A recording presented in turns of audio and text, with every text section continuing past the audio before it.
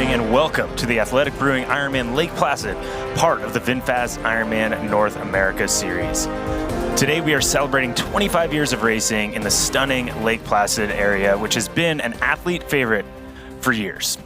Lake Placid's nickname is the Olympic Village, as it's one of only 10 cities in the world to host the Olympics more than once since the modern games launched in 1896.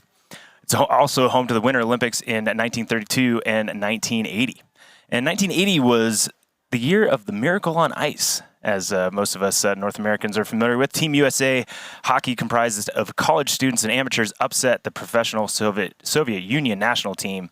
And it's a vision I remember. I wasn't watching live as a youth, but I remember seeing it over and over again. Definitely historic. Another historic part of our race today is Mike Riley, the voice of Ironman, has come out of retirement to call the athletes across the finish line for the 25th anniversary. And I can't wait to see Mike for sure out there. In addition, Athletic Brewing Ironman Lake Placid, it is Athlete's Choice Award for Global Best Bike, Global Third Most Recommended, the second best run in the North American region, and third best overall North American region. I mean, I want to get there ASAP. Not to mention, it's the 12th race in the Ironman Pro Series and the 5th Ironman distance race. There are 5,000 points out to go to the top pro, male and pro female winners. And it is the final North American event to qualify for the VinFast Ironman World Championship. It's going to be a super exciting day out there in this Ironman Pro Series race with so many point standings changing and shifting throughout the day. Every second truly matters, Matt. Yeah, it does. And Pro Series has definitely added something to look at in each race, not just the entire season. So you'll see the field today is stacked, and it's going to be a tight race from start to finish because every second does matter. And this is a great shot of Lake Placid. This is one of my favorite venues, swim venue particularly. I remember hanging out in that little cabin, little zone before the swim years ago when I did the race, and beautiful Lake Placid, serene, calm, great spot for a Ironman swim. And look at that, flat waters out today, perfect racing weather on the docket for this Sunday in July. Yeah, no, it's great. And I think when I think of Lake Placid conditions, I hope it's this. Sometimes it's rain. Sometimes it gets a little bit hot out there, but kind of overcast to start. It's going to be nice out there today for the athletes. We're going to have some introductions of our pros. Again, the race series is brought a lot of attention, and we're trying to highlight our pros as much as possible. So these athletes are coming through. This time we're going to have Joe Skipper going to be our first up here. Joe is thumbs up for Joe. He loves it, obviously, from Great Britain. He won this race last year. And then we have Canadian Jackson Landry. I mean, this guy is known as a 70.3 specialist, but we're going to see him shine in the full distance. Yep, and one person who's shining in all the distances is Matt Hansen. He's had great success over the 70.3 and Ironman distance. That's why he is our leader in the Ironman Pro Series. Awesome. And there we have the Lion, Lionel Sanders. He's ready, hasn't done a full distance in over 2,000 days, he says, but he's ready. He says he's the most ready he's ever been. Here you go. And Matthew Marquardt from the U.S. is medical student at the Ohio State University College of Medicine and is absolutely crushing his second year as a professional triathlete. One of those guys you love to hate. He's just good at everything. Look at him. Good. He's sending heart home. Yes. Look at this guy. Then we've got the veteran Braden Curry, Kiwi, lives in Wanaka, a true star, all class out there, good at all three. We're going to see him in the mix today, and we'll be talking about him a lot, I have no doubt. Yeah, and that's about as serious as I see Braden Curry look. Usually he's a little bit more playful. Then our next athlete is Colin Zuch from the United States. He's been all the way up into second place in the Pro Series, doing great for the young American. He won Ironman 70.3 Florida. So dude is absolutely crushing it. And here we have Chris Lieferman. He is ready to roll. He's already had a great season. Just raced in Tremblant a few weeks ago. He's given his sponsors shout-outs. He's ready to roll. He's given his bicep a shout-out. That's what that was. And we've got Justin Reale here, American pro, turned pro in 2023. He's had a great season so far this year, also showing off his bicep. But look for him to be in the mix early in the swim and the bike, and doing his best to have a great race around that full distance course. I love it. Here's Michael Wise, 43 years old, crushing it out there. He's got 2 biceps. Yeah. What? I mean, is this the gun show today? We're doing it. It's happening. There's something going on. He's ready to roll too. Look forward to chatting about all these gentlemen out there on the day. Awesome stuff from those top 10 athletes. We just had a little bit of energy from some, less from others. To me, I'm like, honestly, I'm a little surprised, Braden Curry, that it didn't really seem like over focused. It just seemed like he was kind of meh. Right. Like meh.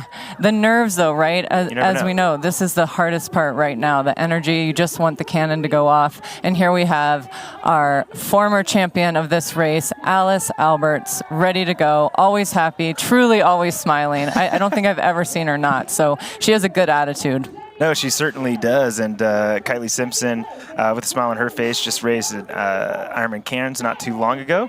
And she's been very high up in the standings as well in the Ironman Pro Series. So she wants to get another Ironman on the board to improve those points. And here we have Jackie Herring, mom of 2 kids that are there watching and cheering for her today. I'm so excited, having just won Hamburg not even a month-ish ago. So she's ready to race. This is her probably 26th full Ironman, but she's only been back to doing Ironman racing a while back. And I will say she has to be the hands-down favorite in this race. For sure. She's gonna soar. And female 4th bib is Lotta Wilms.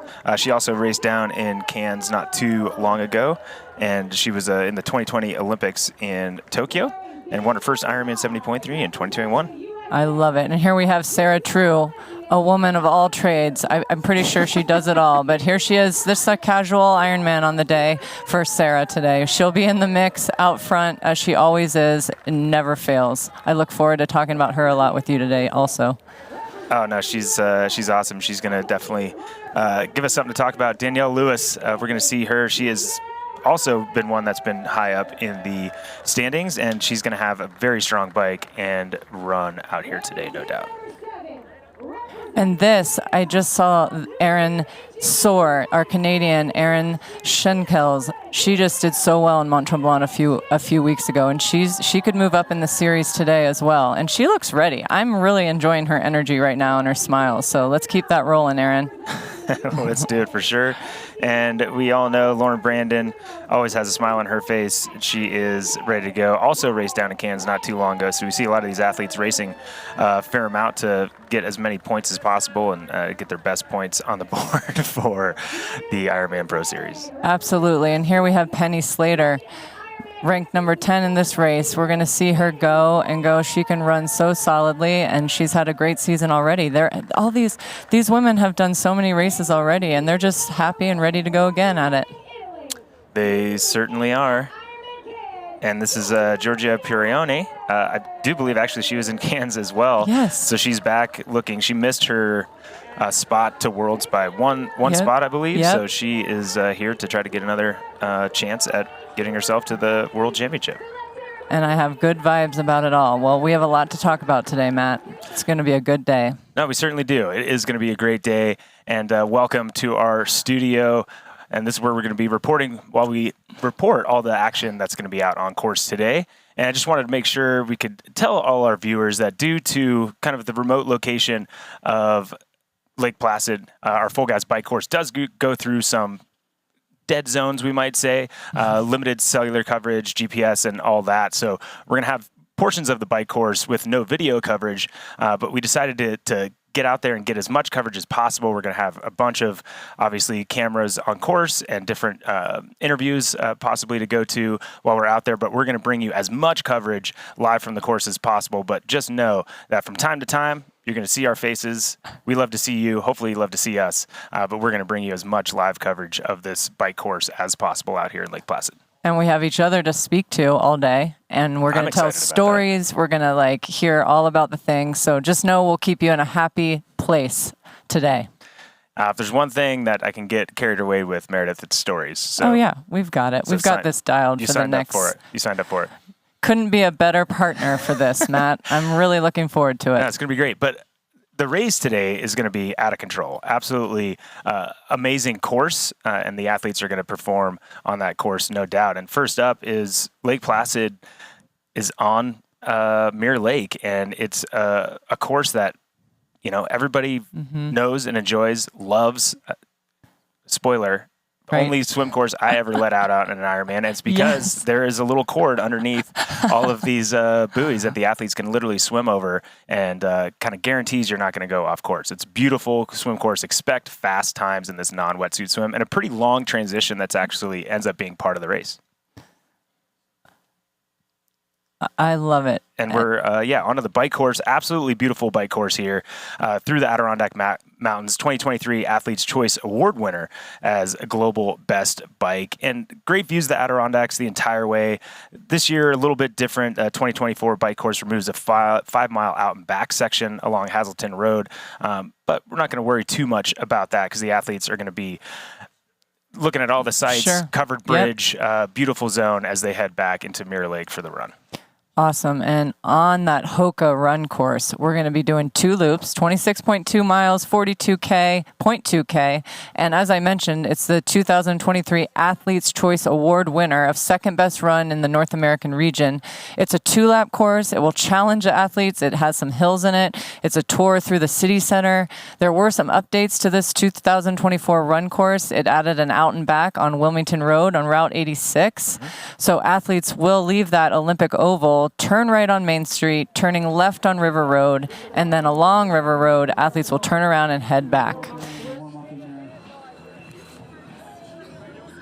You can see these athletes, so it's a little bit chilly. It's chilly. A lot of athletes underestimate, it's a warm swim, and then they get out there and they do their warm-up, and they're absolutely shivering. So and they're freezing. Yeah, you'll see some athletes, like I would bring a sleeveless wetsuit to do a warm-up, or have a puffy jacket or something like that. So. Yes, or a hotel towel that you remove later. Whoa. Wait, what? Did you give the hotel towel back? I give it back when I go back at night, of course. Sure. But when the anthem's rolling, it's time to go. And this is the most nervous part right this second. No, absolutely. And there's our pro males have lined up. They're going to try to stay behind, or they will have to stay behind that yellow buoy before the race starts. And look at the size of that field. That's a pretty large pro field, no matter where you're at, but certainly here in Lake Placid, considering kind of, it's not a narrow course, but everybody thinks that this course is like an easy swim. Oh, there we go. And they are off. They are off. And it's going to be chaos this first 100 meters just to find some position. Yeah, and it's hard because it's, it can be a very fast swim because of that little lane line that you can look at. But everybody wants to get there as soon as possible, and everybody wants to line up left. But if you line up right, you're not swimming any further, and you can have open. If you line up left, you can have open water kind of as you go. This is a clockwise swim course. Sure, and there we go. That is our women's start that just happened a few moments ago while we were on break, and you could see them kind of shuffling in. It seems like a little calmer, more civilized start. Oh, yeah. We're always a little more civilized, Matt. But and when you're doing an in-water start that you're not treading water, it's always weird. You're like, do I kind of tread or do I just dive in here with my halfway in? So, these strokes, why can't we swim like this, Matt? Look at that. Perfect form there and just cruising along like it's no big deal. The conditions look amazing. Can we talk about that? Oh, yeah. No, it's absolutely pristine. And I don't know that I've seen it any other way in Lake Placid. I'm sure there's, in the grand scheme of things, this actually is choppy. Yeah, exactly. Like there's some texture on the water. Exactly. And you'll find that you have some athletes that choose to wear their sleeves. And if you see Lauren Brandon behind here, you'll see that she chose to not wear her sleeves, and she'll put them up probably in transition. But it's all what you're comfortable with. Like, some people don't want the restriction of their shoulders and everything while they're swimming. I just don't have the skill personally to put my sleeves on in transition, so I give kudos to those that do. But you have to be most comfortable, as we know. And someone who looks very comfortable is this woman in the lead of the race. Again, I'm calling it Zelinkis, but we'll get confirmation on that as soon as possible. But certainly second place, there is Lauren Brandon. And you can always tell Lauren's stroke. You can always tell. It's perfect.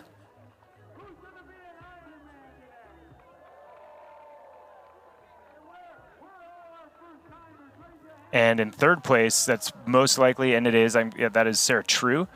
So she's doing her best to get back onto the feet of those front two collegiate swimmers. I know, these collegiate swimmers, they always have it, And like, that's what Sarah's probably thinking right now. Like, oh, okay, if I just give a push and get in the pocket of their kick, it'll be a much smoother swim for me right now. The hardest part is being off the draft. So she's probably working hard to get back in there. Yeah, I see Lionel. That's Lionel's stroke. And he's moving through the field at this point, or at least the athletes that he started around. So Lionel Sanders, the swim is where he's going to lose time. Those other two disciplines, he might lose some time, but this is an impactful amount of time that he generally will lose from the swim. But he's been quiet, been just kind of training. He had a rib injury earlier in the season that kept him from swimming up to his capabilities. And, he hasn't been on the race course for a little bit, but he showed his improved swim. For me at Oceanside, it was remarkable how close he was. And that's a tough swim. Like, if you're a good swimmer,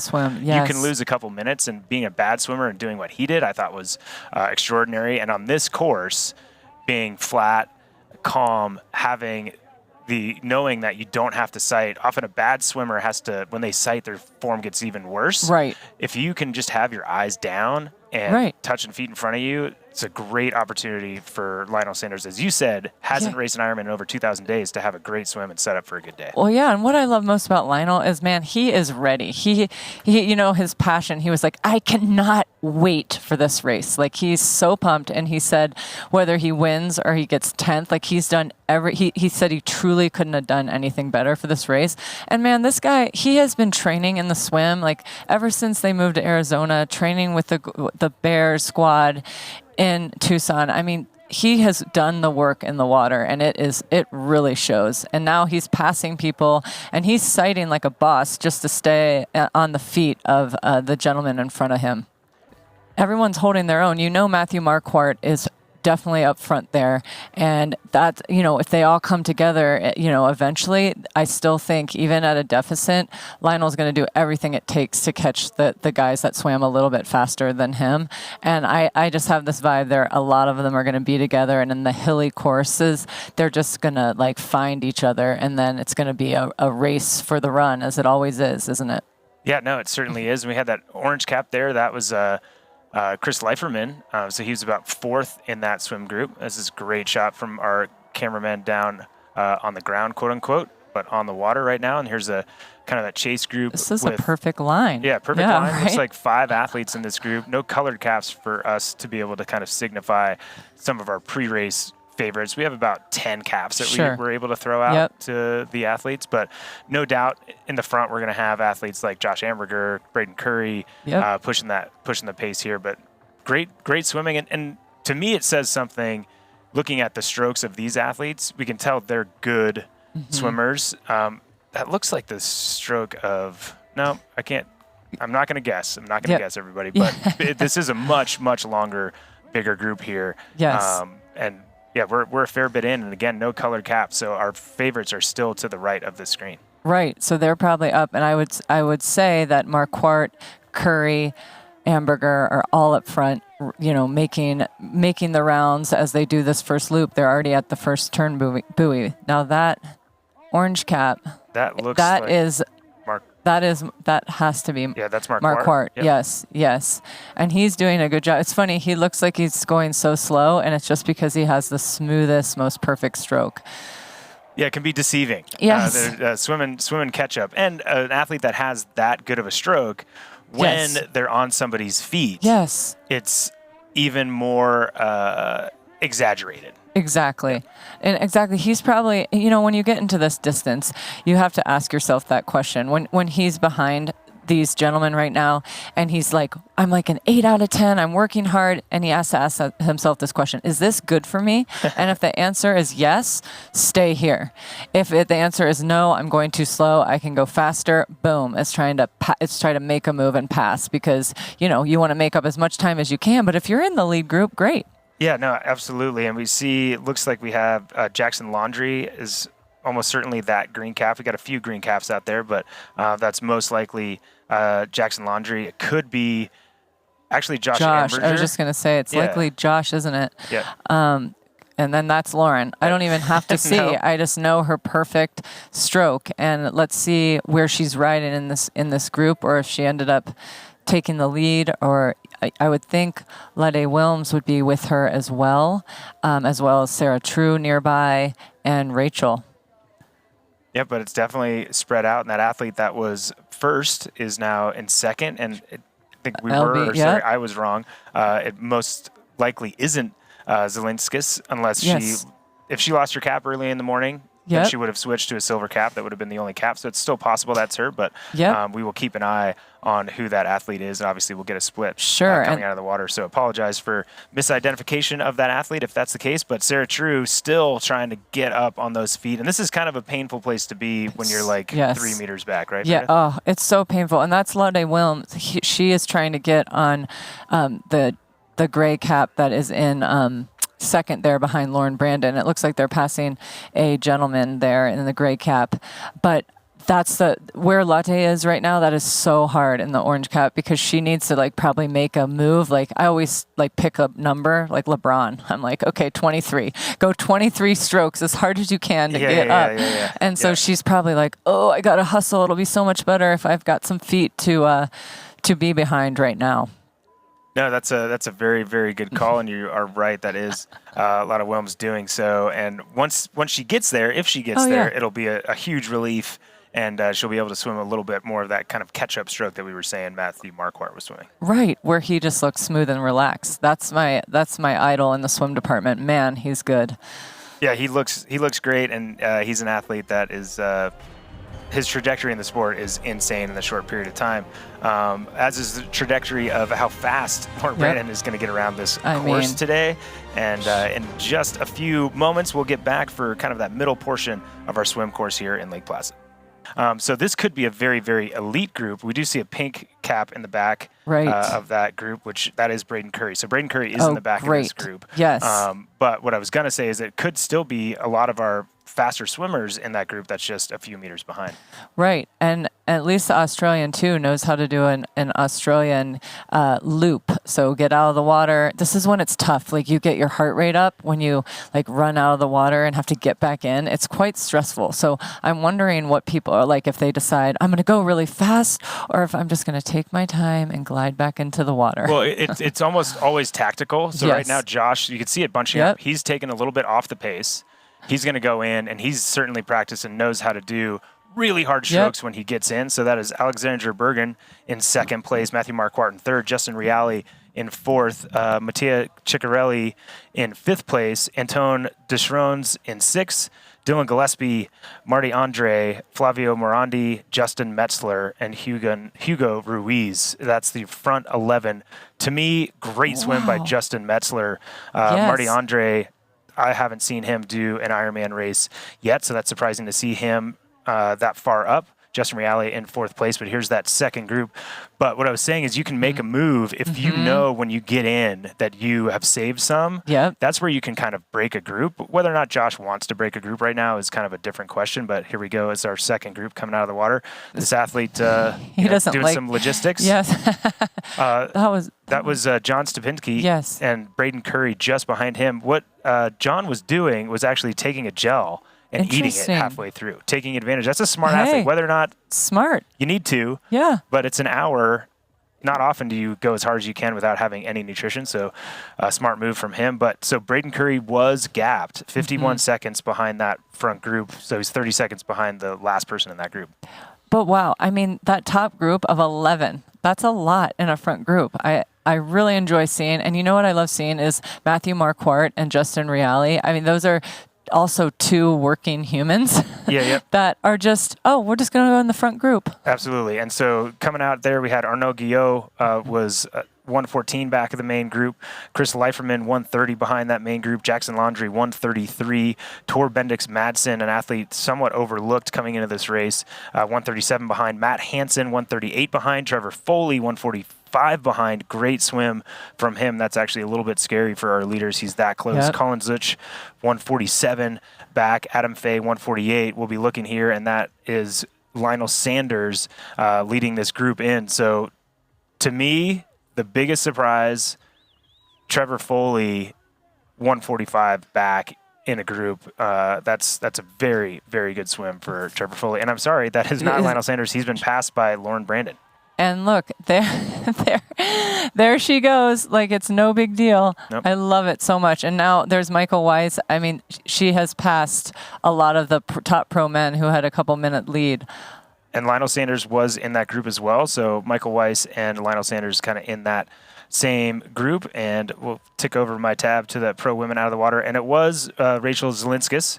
So she did kind of switch cap colors on us. So that is Lauren Brandon and Rachel Zelinskis, who we would expect to be 1-2 in the swim. Now we're back on the men's shot here with Josh Amberger now going through some of our age groupers that have now started their long day. And Lottie Wilms did come through at 30 seconds behind our top women in Lauren Brandon and Rachel Zelinskis. That's awesome. And now this is a hard part on the second loop for the pros. They're going to have to navigate through the age groupers, but at the same time, how cool that the age groupers get to share a beautiful course with well over 100 pros. No sport like it. Yeah, it's pretty cool. It's and we'll see that on the second loop of the bike, people cheering for their favorite athletes on the run, being able to do so as well. It's always something that I enjoyed as a pro athlete and certainly as an amateur as well. But right now, just our top 3 women through that swim split as Josh Amberger does his best to get around these age groupers. And the pros are allowed to swim on either side of those buoys unless it's a turn buoy. Right. So this race course can get really congested, as a mass comes through. Now that we have kind of that rolling swim start, it's not that bad, but for the pros to not be impacted and not impact age groupers by swimming over them, a lot of times you'll see them on the right side of these buoys. And this actually, Meredith, tactically, tell you my secrets, that's the only reason I let out of the water here was I kind of used the amateurs as a pick. So Josh will be swimming as close as possible to these age groupers to try to dislodge some of those athletes behind, but we'll see if his work pays off after this break. And right now it's Zelinskis and Lauren Brandon, and if this is a tactic, I doubt it, but they're kind of going a little bit, they're trying to get around a turn buoy, but they're in the middle of the age groupers now, and that's what that was, is they had to get around that red buoy. Right. So Rachel had to go left, and then she's in the middle of the age groupers. She doesn't want to drown any of these age groupers as much as they don't want to be drowned either. So she is moving around and around that right side of the buoy, and now they're going to try to get more in that center line. Lauren Brandon realizes that she was taking the brunt of it, and she's going to move around. I agree. I've never seen Lauren. She just got aggressive there. You know, she's always so smooth. Not saying she's extra aggressive now, but she definitely did a push there to get around that wave of age group athletes. I was kind of stressed for them just looking at this. You know, it's very stressful in this moment. You don't know, like, the waves of the water. You don't know whose feet is who, and Rachel's just trying to stay with Lauren. Lauren's trying to stay with Rachel. They don't want to lose one another at this point in time. No, they certainly don't. And, everything we were talking about with how impressive those times were is, to your point, because they are working together and they're able to swap turns. Generally, if you're that transcendent swimmer and you're out there trying to have these crazy times, you're doing it 100% on your own. And it's a unique situation that you have someone. And I think, to your point, these ladies don't even have to talk about it. They know this is what's going to happen. I mean, they're in front of Lionel Sanders right now. That's a huge deal. Like, I mean, he's not that fast. It's just crazy to me. Like, they are going so fast right now. It's a really impressive swim, and I think if one of them weren't racing right now, it would be slower. They're really feeding off each other in like the absolute best way. They also know, oh man, once we get on the bike, we're gonna have some chasers. So we got to get ahead as much as we can right now. Yeah, no, absolutely. And I'm just gonna go back and look at, because we spoke a little bit about the women behind and kind of the chase groups, and the men behind. Again, 50 seconds, Braden Curry. That's surprising to me that he got dropped in this swim, especially with how calm and theoretically easy it is to get back on feet if you're a strong swimmer. Arnaud Guillot, I think one of the pre-race favorites, 1:15 back. Kind of on his own as far as caliber of athletes, but Life for Men just 15 seconds behind him. Jackson Laundrie, pretty new at the Ironman distance, did one Ironman before years ago kind of to finish out his season. He's 1:33 behind Tor Bendik Madsen, Matt Hansen, right there with Trevor Foley. So there will be a large group of very fast cyclists there. And then Michael Weiss and Lionel Sanders about 2.5 minutes back with Marcus Tomsk. So a few athletes there to be able to also have a good ride with. Bart Arnault actually is in there with Joe Skipper 3:15 back, so 45 seconds behind those athletes. Wow. So that means when we get on the bike, I mean, this is not a flat and fast course. So a lot's going to shake out on that ride. It'll be so, I'm excited to talk about it here in a bit. But for right now, this is what's happening. And, that's what I love about Jackson, too. He let me know he is ready for this race. He doesn't want to be labeled just like a 70.3 specialist. So he's been a good swimmer, training with people better than him, he said, in the water. Josh let out of the water in 49:43, and that gave him 4 minutes on Joe Skipper, the eventual winner of that race, and 4 minutes on Matt Hansen, who's racing here today, and Michael Weiss was 6 minutes behind him then. So, it's looking like he's going to get a similar amount of time here today, and it looks like more than that time to Joe Skipper and Lionel Sanders. But we'll see as they're coming out. It's that third turn buoy. That means they have to turn, and then they will be getting out of that water here very shortly, Meredith. So close. And I notice they're properly timed because some of their caps are falling off. I think they had too much conditioner on their nice hair. Matthew Marquardt has this nice blonde hair, and he probably had a little too much conditioner on it. That's usually what happens. I always talk to Sarah True about that because she's like, I have to wear 2 caps because I don't want it to come off. And they have gone through. The shot is great, but they have gone through and onto that timing mat. And Josh Amberger went through in 48:27, so almost a minute and a half faster than he did last year. Alexander Bergen, 48:29. Matthew Marquardt, 48:30. Justin Reale, 48:34. And Mattia Ciccarelli, 48:35. So it was just 5 now, and we're going to see the second group at some point coming through here as they have this lap traffic to get around. So that's why it might seem a little confusing as some athletes are going to the right of the screen and some going to the left, but we'll see this chase group here in a moment. And Josh has opened up a fair gap as they're heading to transition. These athletes are still swimming hard as we see some of our hard-working age groupers they're not taking it too easy on that Australian exit. They're running around as quickly as they can, but we'll see some more of these pros coming through here in just a moment. Looks like it's Matthew Marquardt. I'm not totally positive yet because we don't have the frontal view of that athlete, but it's our athletes going through that long transition run. We even see some of our pros in this race using the wetsuit strippers because it is such a long run into my kind transition. Of people. There we go. Yes. And no wetsuits today, non-wetsuit swim, so easier for Matthew Marquardt to get out there and get on his bike. And it looks like he is the first athlete to his bike today. Good transition. Yeah, but it'll happen. I have good vibes. Yeah, to me, and I want good vibes. Here we go. Lauren Brandon, first out of the water, and she has gone through. Get a swim split here in just 1 second. She's gone through in 50 minutes and 4 seconds with Zelinskis at 50:05. We have a shot here of our swim exit. Just kind of missed those top women, but no doubt some of our pro man. We got pro male going through there as well. So we're going to see a kind of a string of our pro males coming out, and that's what that swim exit looks like. But this is what the front of the course looks like with Matthew Marquardt. And a little wet out there, just a little. It's supposed to shape up. The sun's coming out. It's going to be 65, 70 for most of the day. These are perfect racing conditions, aside from just being a little careful in the forefront here. But yeah, so this will be great. And they're running calmly. And see Lauren putting up, she chooses to not wear sleeves.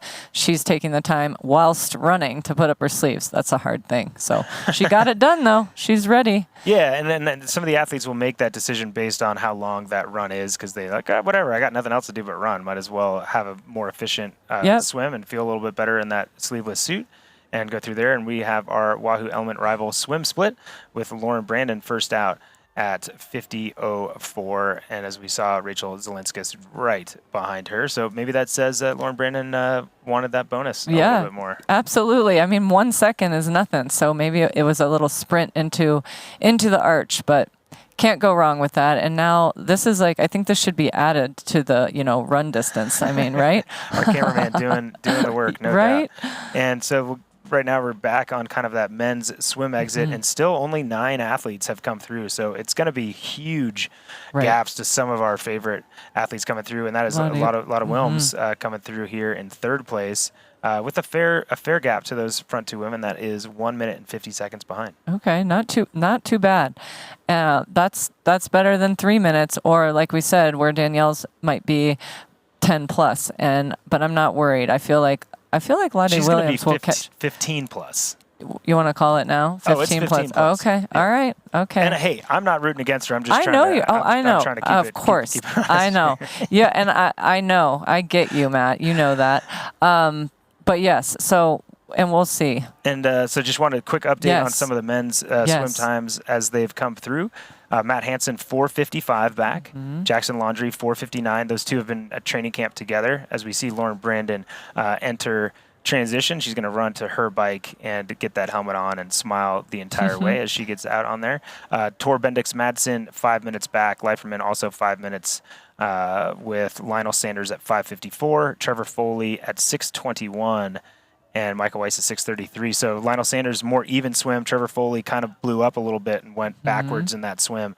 But 5 minute gaps, that's not too much behind our leaders. But worth noting, Meredith, looking at those T1 results to start, like pretty big gaps. Like I want to say when they first came up, Matthew Marquardt had up to 45 seconds on some of his competitors. So gaps being made there. But it doesn't look like these ladies are rushing once they're to their bikes. But Lauren Brandon, Rachel Zelinskis, oh, man, it's like a 1-2 combo just all day. They're just on it, too. They're really in sync today, which I love. And now the technical part, they'll just be careful through that area. Just like Matthew was, just that turn is a little gnarly, so they got to watch that as they mount here at the mount line and get on with their day. Yeah, and the athletes will know that from previewing the race. The race course organizers the day before will tell them about this corner, especially if it's wet. And I guarantee you Lauren Brandon's going to go easy around this. She doesn't want to take any chances and having to navigate some other athletes too, but they are out and onto that bike course are lead women in the 2024 Athletic Brewing Ironman Lake Placid. I love it. And then they have Lade probably come in strong. No other women out of the water yet, but those three at this moment. So we'll see the next pocket of women that come out after Lauren and Rachel and Latte. Yeah, it's going to be some very, very big gaps. And I think on a course like this, that's great and that's smart for Lauren and Rachel to just get yourself as far up as possible. I feel like Lauren is a kind of strength-based athlete, and I'd say the longer, as long as heat's not a part of it, although she is getting the heat, the longer the day, the better chance that she has to be on that podium. And she's putting herself in a great position. I mean, right now, Lottie Wilms is a podium contender for sure, and she's the closest that is 2 minutes back. No, and that's the thing. We're always dealing with the unknown or obstacles and adversity that comes at us. It could be anything. I mean, at least his saddle or nothing's fallen off yet, so we're okay for right now. And there's Rachel Zelinkis sitting properly, well-spaced behind Lauren Brandon. Obviously, they have Race Ranger on, so they can tell. You can see right now Rachel is in the orange, which means she's 14 to 17 meters behind Lauren Brandon. Right now, she's more than 17 meters because you don't see a light on Lauren Brandon's her Race Ranger tracker. But if Rachel slides into 12 to 14 meters, it will turn blue. And if it goes red, then she's within 12 meters and she needs to make a pass. That's the beauty of Race Ranger and how epic. And you'll see it turned red there. So there will need to be a pass here soon. And it's hard because pro men are passing these women that outswam them by many minutes. Oh, absolutely. Yeah, no, they are for sure. And, we can see the athletes doing a great job of keeping space. There's still the drafting rules are still the same. The amount of time you have to pass is still the same. And they all know that they're out on the same course and they want to let each athlete have as fair a race as possible in their own discipline. And absolutely. Obviously, this is a very hilly course, so the Race Ranger will come into play, but it is extra helpful on a very flat course when you have like 10 people sitting 12 meters from each other. But it's such a good tool to have out there just to make sure you're staying legal. And obviously, we can all eyeball what 12 meters is, but not all the time. And so this keeps everyone in check. No, it does, and it changes the dynamic of the racing as we see the athlete that just passed with that kind of blinking red light. And I'm an athlete and a coach that always wants people to be as fair as possible to see the red light blinking as that athlete passes. And what it will end up doing is, in some ways, keeping some of these groups together longer because there's not as much guesswork. Right. Right. So they're like, Right. oh, if there's not a color on the person in front of me, if it's not that orange, which means I'm 17 meters, which I'm not getting an advantage, but I'm less likely to get kind of blown out of the back of this group, they will sit in that zone of orange, right? So that's why we're seeing a lot more of these, specifically, I think women's groups staying together, is that they're now comfortable sitting in orange and some are comfortable sitting in blue. And then when they see that red, it's panic stations and they're absolutely. What the race directors always say is, stay in orange with a little bit of blue, orange, a little bit of blue, but mostly stay in orange, right? And then you don't have to worry about, oh shoot, if I'm in blue, it's going to go red any second then because I'm going to creep in and then I got to fast. And that's a perfect way to burn your legs. Like if you get into the red and you're in a line of 10 people, you're like, oh no, I've got to go all these watts to get past. And obviously when it goes red, you have your normal 25 seconds to make the pass. But it can get hectic in that regard. Like you have to decide, well, why don't I just stay in orange so I don't have to burn my legs then, unless you feel like you can be going a lot faster. Yeah, for sure. The tactics will come into it, and it can be hectic unless you go in with a plan that's like, hey, no big deal. Like I'm going to be using less energy because I'm not stressed about it. And then if I get in a situation, these are the options. Like that's the thing with the drafting rules and the passing regulations. There's always a way out. Right. That doesn't get you a penalty. Right. And if you have those situations in your head and what you're going to do to respond to those, then there's no stress really at all. Yeah, you have to burn a small match every now and again, but not too big a deal. And just quickly, you're going to go back and update swim exit because it's one of our pre-race favorites, but Kylie Simpson has gone through at 28:40. That is not a swim gap that we've certainly seen that, but not from someone that was a pre-race favorite to win the race. Wow, I didn't have anything to say. I'm like, that's a big gap, but I have seen Kylie be a little bit, not quite 28 minutes, and then still come up to the top 5. So that will be a sitch. We are going to assess that all day long, but that's a big gap. 28 minutes is large. Positive Polly over here, though. I'm going to just say, now she knows she's probably that far back, and now she's going to start her hustle.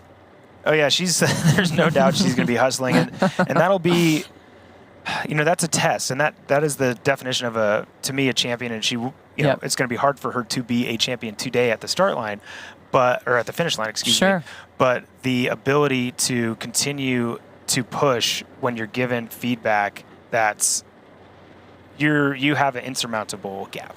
Right. And to be like, okay, that's crazy. I'm just going to go even harder to prove that that's not insurmountable to myself. Right. Right. That is going to be the difference. And we'll be able to see that soon enough, whether or not Lottie just kind of Kylie, just trying to get around that course or really continues to push that effort. And now they have gone through that first split and the gaps on the bike ride. So that's 3 seconds to Rachel Zelinskis from Lauren Brandon. It looks like Lottie Wilms has made up some time. She's 120 back, as Sarah True's made up a tiny bit of time, but not too much at 5:15, with Regan right behind her at 5:19, Alice Alberts at 7:25, and Jackie Herring at 7:28. So she's gone through pretty quick, one of the quickest through that first section of the bike course.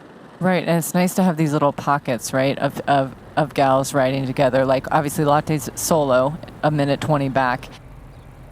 About mile 16 and a half on the bike for the women, and the men are a little farther up the road, getting there in the 30-mile range. And again, like I said, Mark Quart leading by about 41 seconds, and then Josh Amberger still in third. Yep, that's actually Justin Reale is 2 minutes and 41 seconds behind. I'm getting old in Matthew my Marquardt. eyesight. No, I had Sorry. to put my readers on too. It was a race to the readers. And then Mattia Ciccarelli is 5 minutes down, and then starting to see some of those favorites. Jackson Laundry has moved himself, big mover at 5:21. He's actually only riding about 10 seconds slower than our leader, and Arnaud Guillaume right behind him. But back to the women's race, we saw, it looks like Lottie Wilms, when we were off screen, moved into the lead, and looks like Lauren Brandon making that pass to get that lead back. So Lottie Wilms has moved herself up to Rachel Zelinskis and Lauren Brandon. Yeah, he's as cool as a cucumber, and I would say the kit on Josh, he's a not cucumbery, but A leaf? He's a flora and fauna guy, and that's I'm gonna get something from him as to not knowing if that was like a eucalyptus leaf or what kind. I'm sure he says that somewhere on his social media. But this dude, if you go for a walk with him in the forest, he'll be like, obviously in a thick Aussie accent, "Oh, mate, that's a caraman tree or whatever," right? Like he's got it all. It looks like Jackson Laundry has just bridged up to our fauna enthusiast Josh Amberger.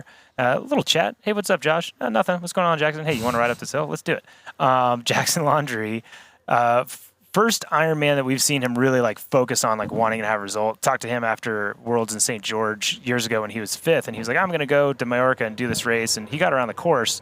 But I think this is one where he's like, okay, I have a chance to really be in this pro series, and he's the big like pre-race favorite that's the furthest up right now, like a fair bit in front of all the others besides obviously Matthew Marquardt, who's in the front of this race, but Jackson Laundry riding really well to get there, and that is almost certainly Arnaud Guillot behind him. And I pick him at the table. Had dinner with my nephew last night, Caden, and who are your picks? And I picked dark horse Arnaud Guillot, and he laughed at me, and I think maybe Arnaud's putting it in there. He's a strong athlete that knows how to go up and down hills pretty well, and as does Jackson Laundry on the screen. Jackson really a very good up and down hill runner, and I think all this biking is really setting us up for like this run is going to be bananas because it's so up and down, and an athlete like Jackson Laundry has the ability to ride that stuff really well. I think that's still in that fourth position in this group, still Mattia Zuccarelli, Italian racer,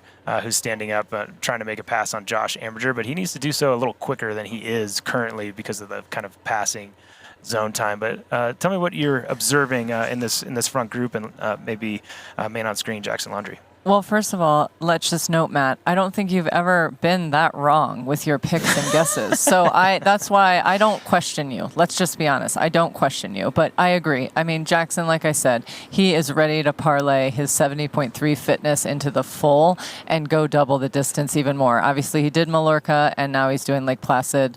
He likes the hilly hills. He's strong. He's Canadian. He trains on hills. He just spent some time with Matt Hansen in Colorado, spending time with him, training, because he said, you know what, when you train with people of your level, you're pushed to a higher level too. And he's been able to do that. So it's always good to train with people that you then race against and have that vibe, that camaraderie. And I guarantee he genuinely wants Matt Hansen to do well today, and vice versa. Oh, absolutely. And we see Mattia moved into second position in this group. So that's the athlete kind of with the gold shoulders. Very similar kit to Josh Amberger, so easy to mistake. And it's possible I did in just saying so. But I think Josh is now at the end of this group, and he's going to do his best with any energy saved to stay with Jackson Laundry through kind of this rolly but climby section of the course. And to me, it looks like Arnaud Guillot looks very, very comfortable just kind of letting others move the pace. And Chris Leiferman is just about 30 seconds behind these athletes. So that's the next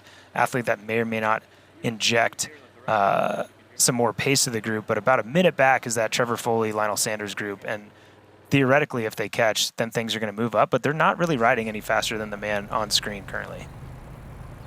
Matthew Marquardt certainly is an athlete that does that for all different types of spectators in the sport. Whether or not you're just about performance, he's got that, or you're about being inspired by someone who juggles a lot and is trying to accomplish a lot more than just sport. He's got all the bases covered, and the fast base he's definitely covering today, putting all the best athletes in this race in his rearview mirror, only being outsplit by 4 seconds, by Trevor Foley at this point. And we know Trevor's riding quite hard as he takes this kind of left-hand bend. I believe a little bit of a rise after this. Yeah, a little roller down and then a rise up and a long view. And tell us, Meredith, about sections of this course we can see this great view. When your athlete's chasing, you're like, maybe we'll see him on this corner. Nope.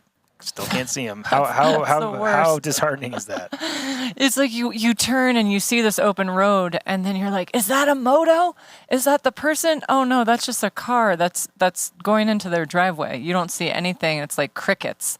And honestly, that's not good for your mojo. If you see someone, right, you're like, all right, okay, let's put in a 5-minute effort and try to gain a little ground. And so, yeah, that's disheartening. But then, I know there's people in this field, whether it be Lionel or Trevor Foley or Matt Hansen, they don't even look ahead. Their heads are down, and they're just going as hard as they can for as long as they can to get up to the front of the race.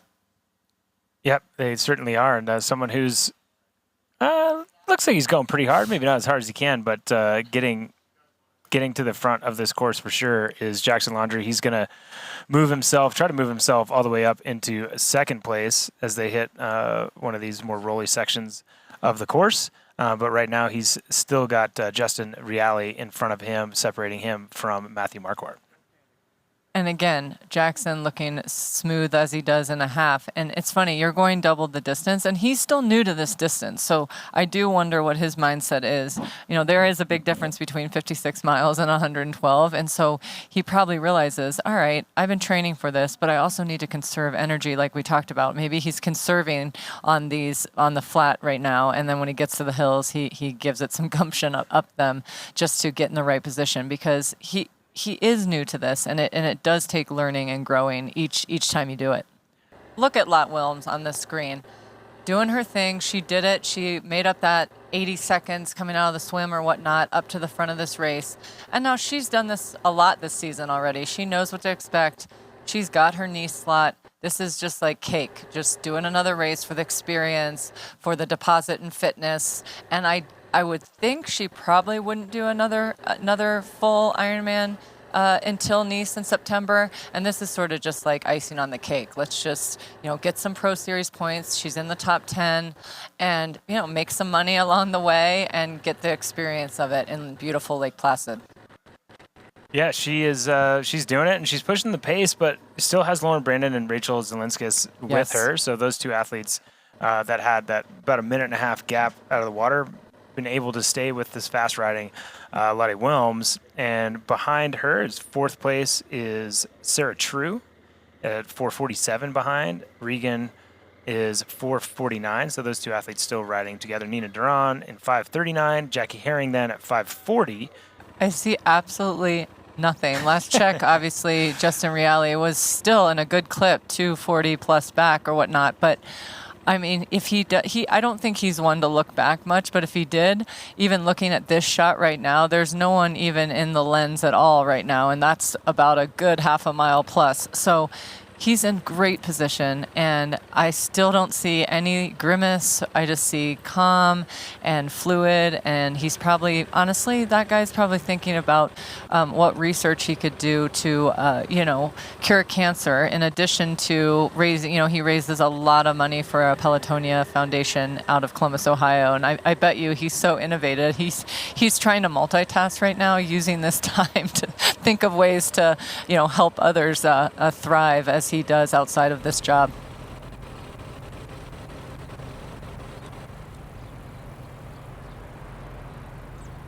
And the job at hand right now is keeping that road clear behind him. Try not to let anybody get vision of him. And it is out of sight, out of mind is a term that athletes in the sport and sometimes commentators use a lot. And what that means for those at home that haven't heard that before is, if you get a big enough gap where you're on these straightaways, or maybe it starts off on, curvier section where the athletes behind you can't see you, they kind of forget that you're up there to a certain extent, or they're like, man, he is so far gone. He's either out of reach or he's doing something silly and he's going to blow up and I'm not worried about it. But you forget. And every once in a while you have to remember, oh crap, Matt's up ahead of me. And out of sight, out of mind, 100%. Like, I do not think there's a section of this course where it's possible Justin Reale can see him at 3 minutes back, but I really don't think so. So literally none of his competitors are able to see him ever on this course, and that just allows that gap to continue to open for him as long as he's got the energy to do so. Where when you have these other athletes, it's like, okay, so Trevor Foley and Lionel Sanders are riding together. They want to catch Tor Bendix Madsen next, and then they want to catch Justin Messler, and they have all these little things. They're trying to keep up. Oh, caught him. And then they're like, oh, dude, there's still a guy that's like literally 3 miles ahead of us that we can't see. So they don't really think about it, and they will on the run, but still same on the run. Like, he will be close to a mile in front of a lot of these athletes. And there are sections of this course where you can see that, but not a lot on that run course. So he's setting himself up also for that kind of out of sight, out of mind on the run, if he's able to hold this kind of pace. Absolutely. And I can talk about Matthew all day. I did want to chime in, though, and say just a report on Braden Curry. On behalf of Team Braden, they let us know that he had the battery on his bike. Unfortunately, it malfunctioned, possibly water-related in transition. And, of course, understandably, Team Curry is gutted. Like we said, they came all that way, and you just never know with electronics shifting sometimes. It's so awesome when it's working, and it's so frustrating when it's not. Like, you could think you charge it all night, and then if it doesn't charge and you put it on the bike and, oh, wait, I have no gearing. How's that going to work on a course like Lake Placid? Yeah, and, definitely from his channel, but there'll be a lot more that they figure out, so we can't go blaming the battery quite yet till we get more information. So you never know what's going on out there and what the athlete information they know in the moment. But definitely a bummer for Braden Curry and his team. But someone who's firing on all cylinders and the bike is riding well and smooth. On screen is Matthew Marquardt, and it is just crazy to me that 2 World Championships ago he was an age grouper, and then he's battling with the best in the sport to try to win an Ironman. The next year, 11th place, if my memory serves me correctly, in Nice after leading out of the swim. And still just like, now he's like, I'm going off the front of these races. He did the same thing at the Woodlands, wasn't able to hold it. And what's great to me, and like, it's sometimes it's sad for me, is that like, he's so emotional, and you can tell he was just disappointed that he didn't do it for his team. Or his team's proud of him because he's trying as hard as he can. But love the info and the emotions and the attitude that goes behind what Matthew Marquardt's doing out there. I agree. And you know what else? There is only one thing I wanted to say in terms of Matthew Marquardt. He literally only has one flaw, and his girlfriend Sarah let me know. Unfortunately, the only thing he does wrong is leaves the toilet seat up. So, I mean, come on. If that's the only thing he does wrong, we are in a good place. Agree. So he's got it dialed, and now he's doing his thing, and I just love to watch it. And I can't wait to, talk to him after the race, just because we've spent so much time, and we get to spend this time talking about him in the front of this race. Like, what are you thinking about? Are you just trying to drive power? Are you looking at power? I do often wonder, are they fixated on going arbitrary numbers here, 350 watts for, 4 hours? Are they fixated on that? I don't know. I can find it kind of hard to do that as well. The Lottie Wilms train is one that's been hopped on by Lauren Brandon and Rachel Zielinskis, still on our last split right behind. So we see Lauren Brandon on screen. Great shot of the duck-like, as you would say, Lauren Brandon. Although, dissimilar to a duck, I feel like if a duck was on a bike and I put a glass of water on that duck's back, it would fall off. Where I kind of feel like if I did so on Lauren Brandon, it would just stay there, and I'd be like, come back in 20 minutes, I'll have a nap. And, of course, we get a shot of Lauren waving genuinely at somebody out on course. I love that woman. She's amazing. Of course we do. And that's the thing. She's like smooth like a duck, not only on the swim like we talked about, but on the bike. And then she has a long, lean running form, too. It's just her whole aura and presence that we love. So I think this is awesome. Lauren Brandon, from that shot, it looks like Lauren Brandon's actually riding third at this point in this group. So just conserving. And this is a great ride for Lauren. And I don't say so because we haven't seen her at the front of races before, but she's in a position now where she's just kind of letting the race happen. Like, she's not pushing the pace. Like, we've seen her at the front really getting after it. Right now, and Lauren's known this, but she's like, I'm just going to be in the front, and I'm not going to try to push the pace necessarily. If it slows down, I'll go through and pull, and she does her fair share.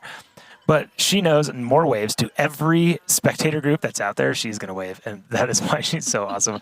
But she's going to save as much energy as possible because she knows her weakness is her run. And, she's more in that like 310 range. And, you spoke of athletes like Danielle Lewis, they're running like low 250s, high 240s, mid 240s. She needs as much time as possible. And we know that she needs that. And the more energy she saves is energy she saved to have a good run.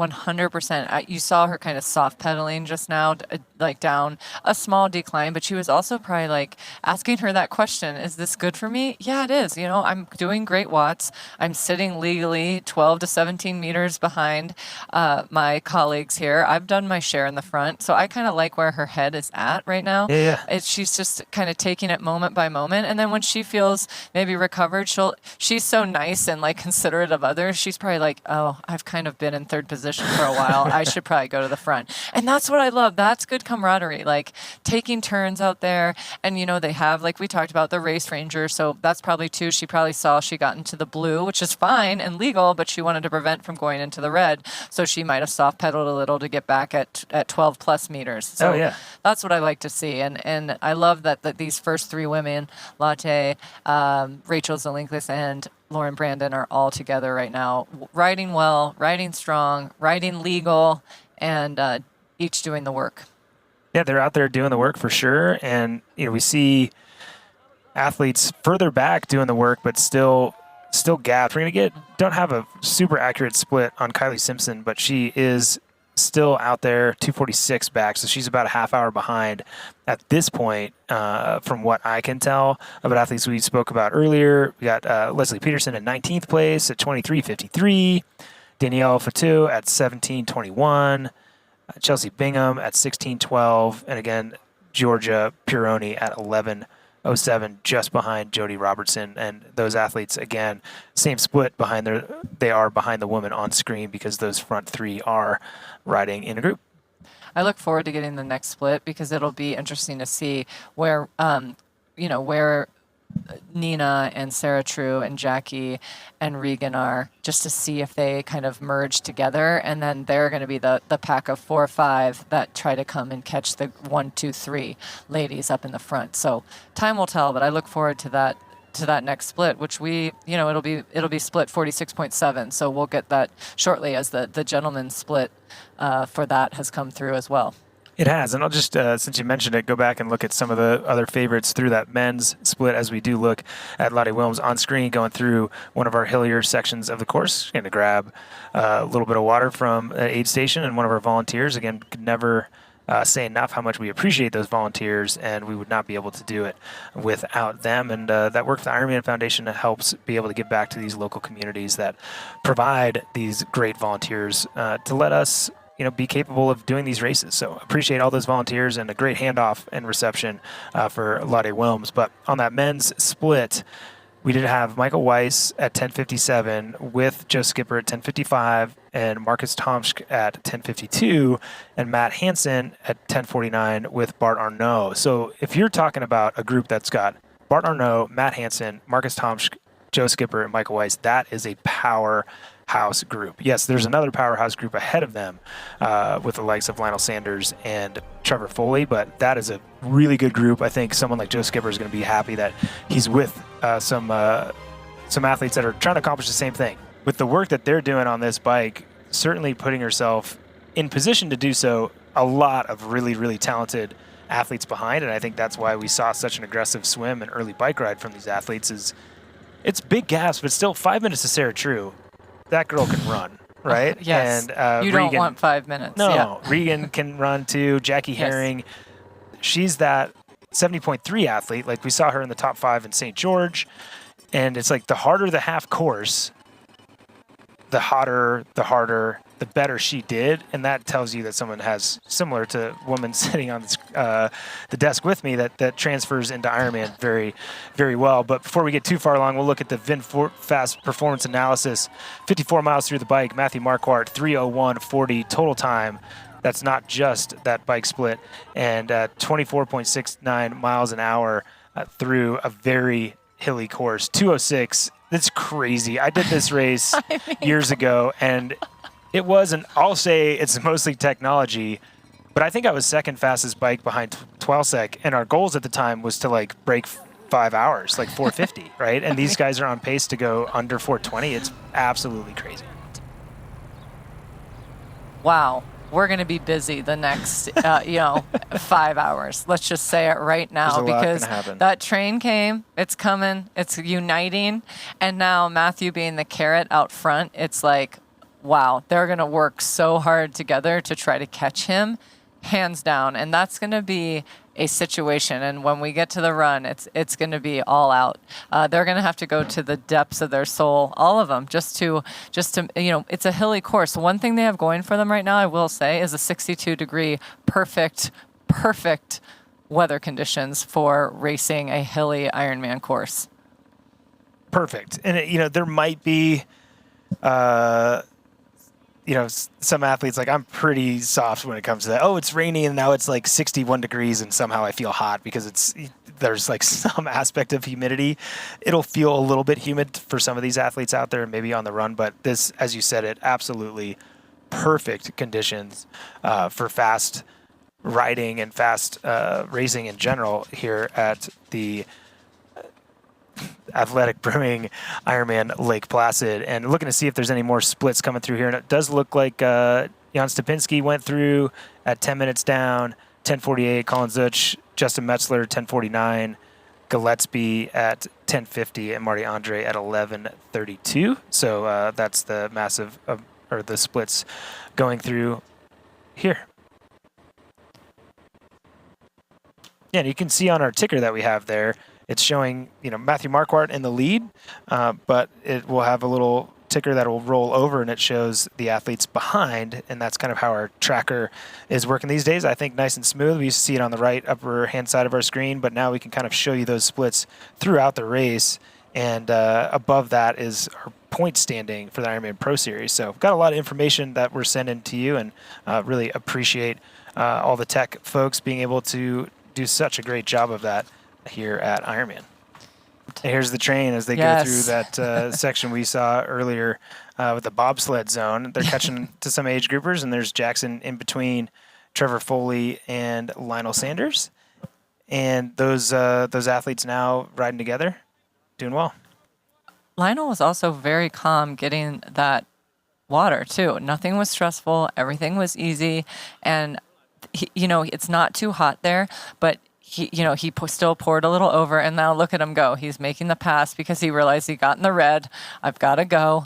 But that's often, I feel like there should be like a little like flexibility around an aid station, because it can get so, you're trying to get your nutrition, pass age groupers, and be compliant, right? So and obviously they know cameras on them. Nothing was wrong, but I mean, there needs to be a little grace in that 20 seconds just to get through safely and with the needed nutrition that you need.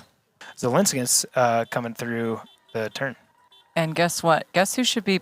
It'll be interesting, by the way, to see if she takes personal needs. But I did want to say, guess who should be puffing their feathers just a smidge right now is the coach of the two leaders that we have right now.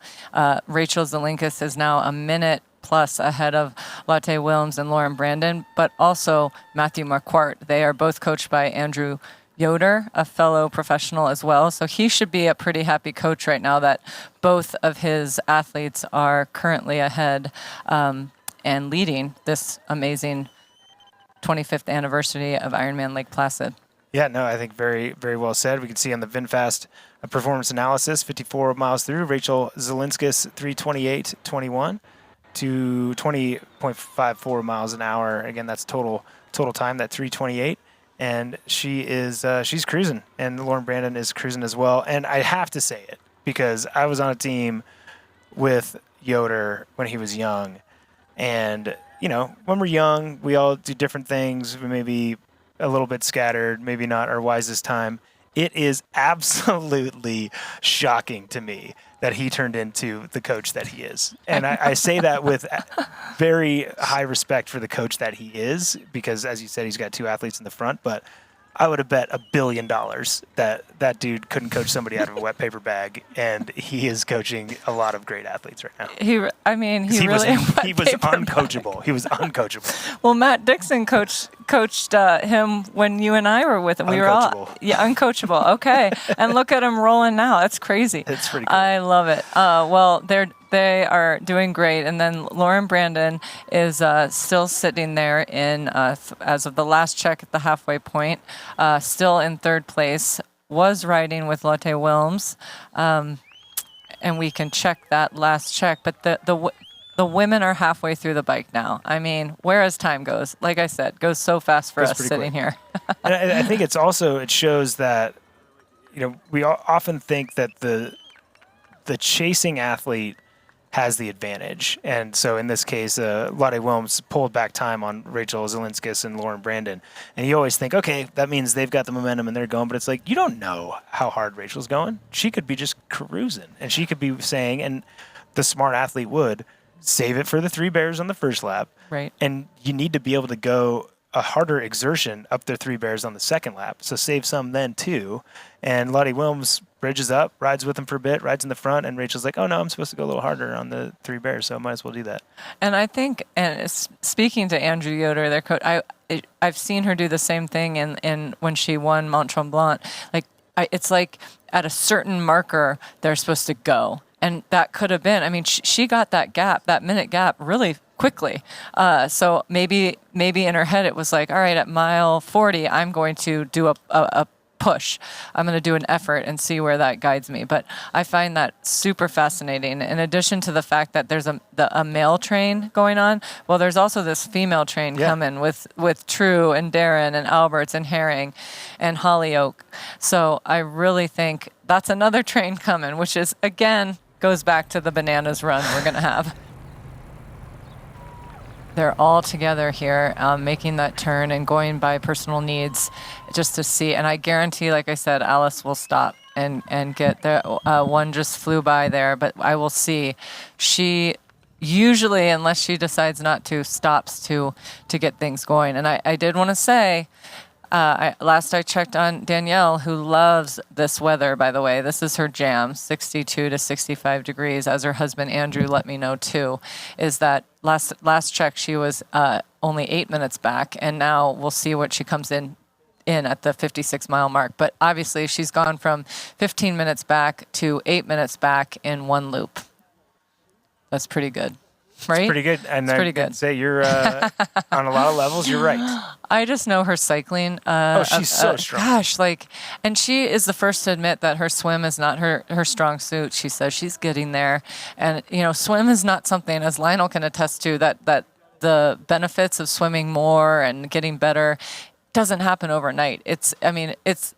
I feel like Lionel's really getting there, and it's taken a few years. It's taken mindful training in the swim department, and that's what Danielle's in the process of doing. And she works hard for it. She wants it, and then she gets to the bike, and she knows she's got some ground to make up, and she starts to make it. So then she can run a 240X marathon. So she's got that going. It's like the Sam Lon syndrome, right? He can get out slower in the swim, and that's of no issue to him.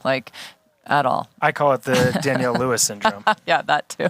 There she is, and she continues to, again, last marker we got was 56 miles in when she was a minute ahead of Lotte Wilms. And honestly, when Lauren Brandon has dropped a smidge, they're all, the top 3 are now riding a little bit solo. Lotte Wilms is about a minute 10 back from Rachel, and then Lauren is an additional maybe 45 seconds back from Lotte Wilms. So the front group is breaking up as we head into the second loop with a little more hills, a little more power needed on the bike to get up the hills, but with some downhills too, which will be great coming into transition to flush the legs out and get ready for a magical, very hard, amazing run.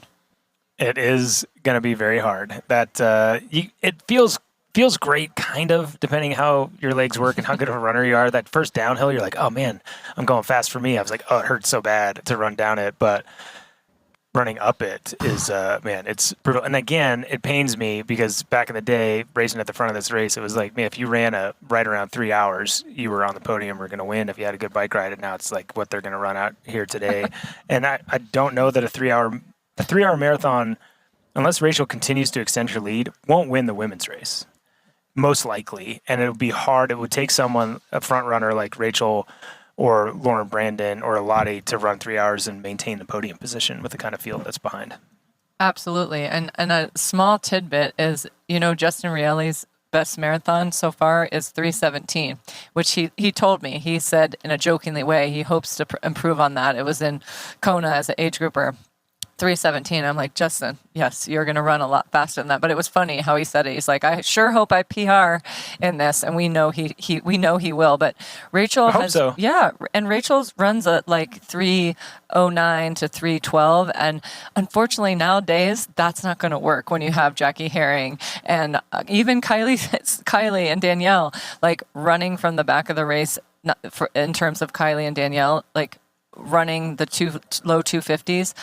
That won't work. Even if you have a 20-minute lead and you run a 3:11, that's not going to work nowadays. And just thinking about that, like what you said, back in the day, the gentleman running 3 hours was really good on this course. And now it's like, oh wait, if you don't break a 240, what's going to happen? No, it's absolutely crazy. And I'm looking forward to seeing what these men and women do on this run course. And I think it's, I love Justin Reale and his, his ability to be, his candor and his ability to be pretty open about things. And yeah, I mean, he's not as fast a runner as a lot of these guys, and he knows he needs to be up there on the swim and bike to be able to hold on. And that's kind of his game plan. And, he's probably searching for around a 3-hour marathon to be steady.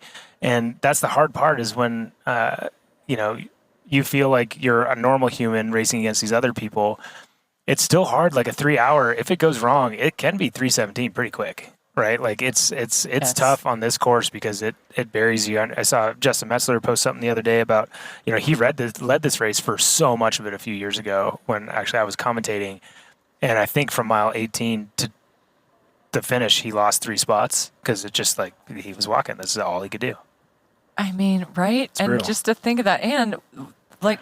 What will be interesting today is the perfect weather. Remember how hot it was? It's been really hot here, really, really cold, and now we have perfect temperatures. So people should be able to run, if all is well with their nutrition and obviously their training, right? A wonderful, fast marathon here. I mean, when I say fast, I don't mean because of the course. It has elevation, it has hills, but I mean a very solid marathon here today. And that's a lot to do with the weather, I think, because these are perfect racing conditions right now. Absolutely perfect as we see Rachel going through that bobsled zone again. So we're going to get another split on her and then the athletes behind. But we know there's another aid station coming up and kind of this quote unquote technical section. But we can notice, Meredith, that the ground is a lot less wet than it was before. And who do we have here? I'm loving this. That's Danielle Lewis. There we go. Yep. And she is awesome. Determined and creeping up. And we'll see her split here at the 63-mile mark. Last check at 56 miles, she was 8 minutes back. She's obviously definitely riding the fastest amongst the women's field right now. Not looking like she's slowing down either. And this is her jam. This is where she shines. And what's crazy is once she gets out of the water, her day really is just beginning, starting with the bike and then, yes, being able to run such a very fast marathon. So we'll get more coverage of Danielle when we get back. And we're back with Danielle Lewis doing what she does best, cycling and trying to get to the front of this race as fast as she can. Truly, she has made up nearly 8 minutes in the first lap of this race. And, watching her in aero position right now, it reminds me that when I asked her, what makes you like tick or thrive or take that question as you see fit, and she said being in her training environment at home with her husbands and their pets. And I found this really interesting because they do live in Boise, Idaho. And she said, you know what, it's just more efficient for me to ride indoors. And so she does 99% of her cycling training indoors. And that could also be why she's really good in aero position. She says she does a lot in aero position on her indoor trainer, and she says that is what builds her strength, and she just really likes to be in her home environment the best, and it is working out for her today, I see. Once again, bananas. Yeah, and somebody who's riding really, really quickly right now is Lionel Sanders, and you can see him navigating some lap traffic, but doing a great job of it and keeping that smooth pedaling stroke that, again, I'm surprised to see it, stoked to see it. But he's definitely smoothed things out a little bit. Matthew Marquardt going through as well. Some of our rolly little section, a little bit technical through here, but not too bad. But still maintains a fair lead. We're going to get a split on him real soon. Again, you can see on this full gas bike course on screen, kind of where the leaders are and how close we are to another split. I love that we've got that much information kind of right in front of us. Really cool. But Trevor Foley in second place last we saw, but again, riding with Lionel Sanders, those two athletes, 5:30 behind with Jackson Laundrie as well. And the last time we got a split on them, Justin Reale was in that group as well. So those athletes pushing the pace. We're going to see if they're able to close that gap down as much and how much energy they're spending to do so. That is the real question, because guess what? Marathons are hard. Marathons are hard. And you know what? In watching Matthew, he does, in my opinion, it looks a little faster now, but he has a little bit slower cadence, although now, of course, he looks faster. But I always wonder on courses like this, like, how can you get off the bike feeling a little more fresh? Sometimes slower, like, I'm a gear grinder, so I get this, like, gear grinding can also wear on your legs. So I wonder if they're mindful of that, knowing they have like a little descent back into transition, if they're going to use that time, which I've learned from your brother Chris before, is to get those legs flushed out at a higher RPM so you can be ready to run, and that they're not stuck on like a slow gear grinding mode that took a lot of energy and power. So it'll be interesting as they gear up, which will come before we know it, because man, this is flying. Not far. As they gear up at the last 6 to 12 miles, that last push into T2, what they will look like. Yeah, I mean, it's that's the thing, right? Is it feels like at times we're talking about a swim race and then a bike race and then a running race, but it's an Ironman and all these things happen in succession, and we only forget that because these athletes are doing these paces and these efforts that specialists in those distances wouldn't be able to do that easily, right? So like Matthew Marquardt, collegiate swimmer, he's swimming as fast as a lot of collegiate swimmers would swim, and then riding the wattage and the pace that World Tour cyclists would not have an easy time doing over 112 miles, and then I guess I'll just run a 240 marathon afterwards. Like it's pretty crazy where the bar has been set. It's like he has an AirPod in. He doesn't. Let me clarify, because I just have been saying he had a slower cadence, and then he was climbing a hill at probably 90 RPM. Right. So shame on me. He probably was like, "Oh, Meredith's saying my cadence is slow." No, I'm not, Matthew. Let's pick it up. No, I'm not.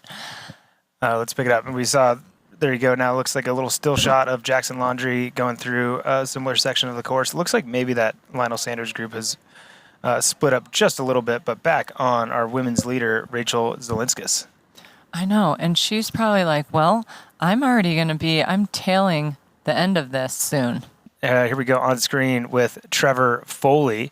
Last time we saw, he was riding in second place behind Matthew Marquardt, with Lionel Sanders right behind him. And it does look like they're getting into that hilly section of the course. It looks like we've gone past that 87-mile marker at this point and closer probably to that 94-mile marker. So these athletes in the meat of that challenging section of the course, I think that might have been Jackson Laundrie still behind. I think I saw the form of him standing out of the saddle behind Trevor Foley. And last we saw, those three athletes were still riding together, and that would be Trevor, Lionel Sanders, and Jackson Laundrie.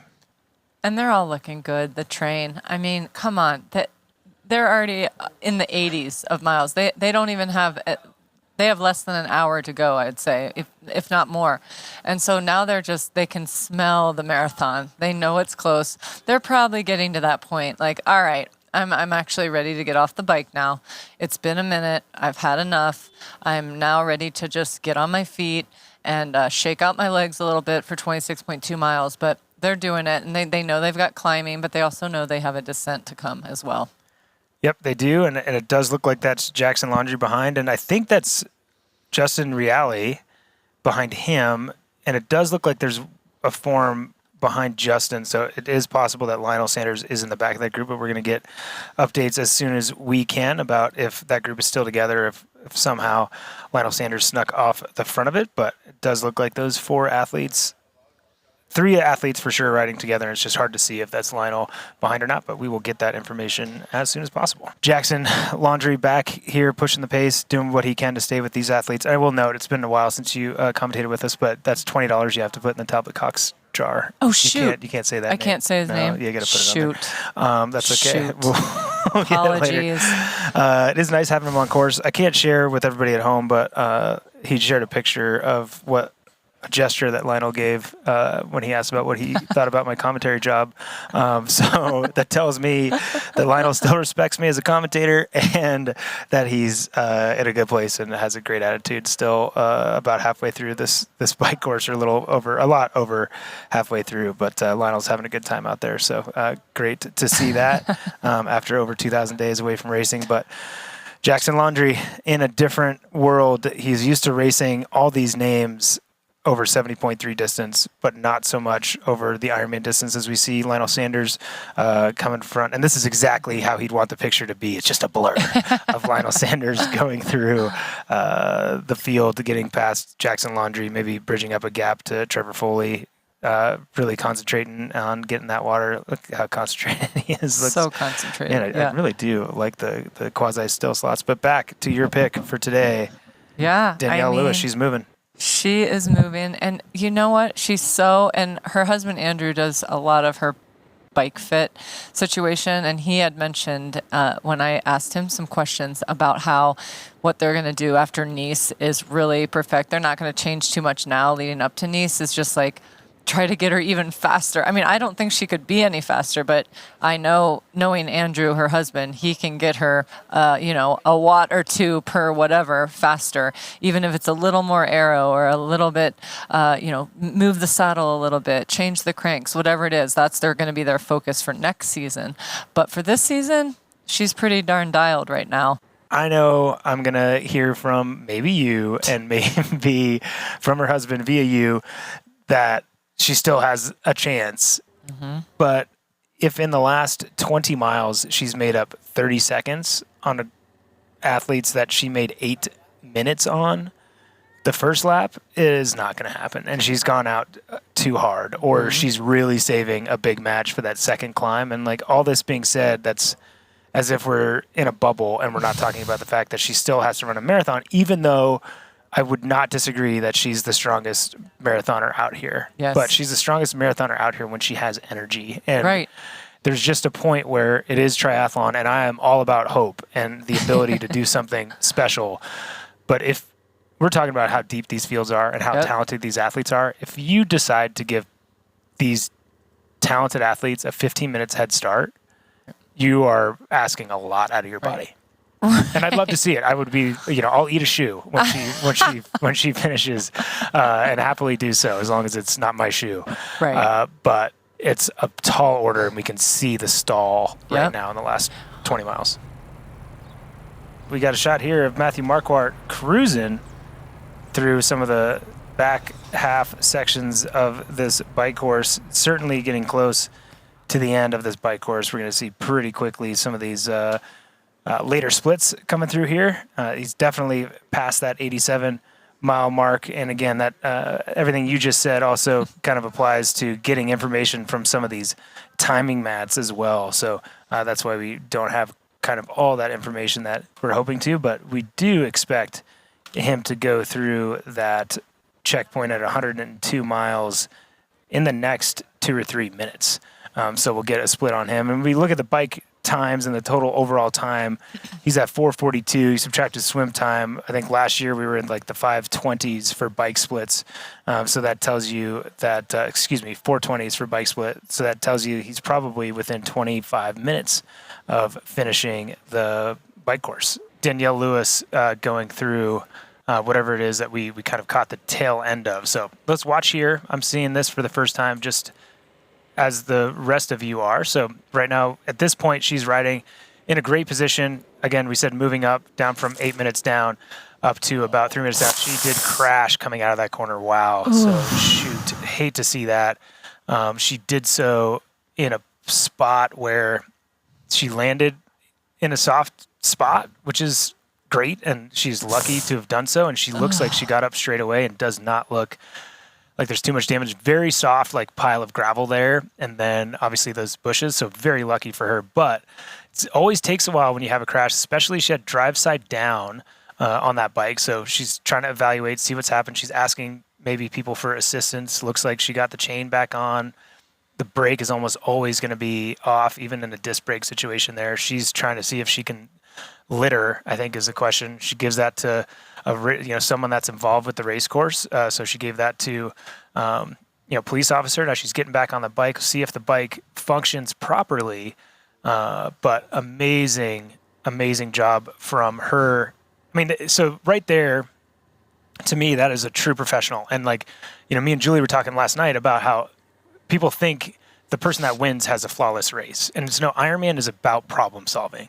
And you cannot think of a worse problem to have when you've halved your gap to the leaders, thinking about trying to get up to the leaders, running a marathon as fast as you can, and you crash. That is your worst nightmare, right? And that whole thing, we could put a timer on, and I'd love it if we could from our producers to see that again from moments before the crash to just after. But that was less than a minute. And that is problem solving at its best. And Danielle Lewis, already respected her a ton. Might sound like I don't because I was being realistic in my pacing stuff, but respect her even more now with so easy to, oh, me, poor me, make something dramatic about it. But she was not on the ground for more than 30 seconds. That is remarkable. And she doesn't. It looked like she crashed and skidded into the grass. So that was a saving grace. So that is ideal. And wow, she can't catch a break. Sometimes she is that. That was quick, and she didn't even think a minute about it. She got up, she fixed the chain, and she got back on. Yep. That's what we like to see. Unbelievable. So I'm so glad. And she didn't lose. I bet she didn't lose more than 45 seconds, a minute at most. And as we know with her, she'll make that up. Yeah, and I appreciate it. And our staff and our producers do a great job. And I want to see this again, not because oftentimes we'll see bike racing and stuff and we want to see the crashes. It's epic or whatever. We don't want any of our athletes to crash. But I want to show how impressive Danielle Lewis is in this situation and how composed she is and what an example she can be to the rest of us, and maybe find out a little bit more on maybe why that crash happened and that. But an important thing now is we see Rachel Zelinka still in a comfortable spot going up this climb. But here we go at the replay, and we see her in the front, and it looks like, she just is going a little too fast, and that front wheel washes out. She endos, but she doesn't go head over heels herself, really. Into the grass. And she missed that little sign, which is great. But gets up, and I have a timer on this, but this is in slow-mo. Me too. So perfect, yeah. We'll be a little bit off, but the amount of time that she takes doing that was remarkable. I'll call it less than 45 seconds for sure. Agreed. But so impressed, and thank you all for getting that back up there. But now I'm going to root for Danielle Lewis to go against my odds of timing and win this race, because she's that's impressive to pick yourself up that quick. Not many athletes would do that. Are you there yet? My alarm went off at 2:30 this morning, and I got 7 hours of sleep.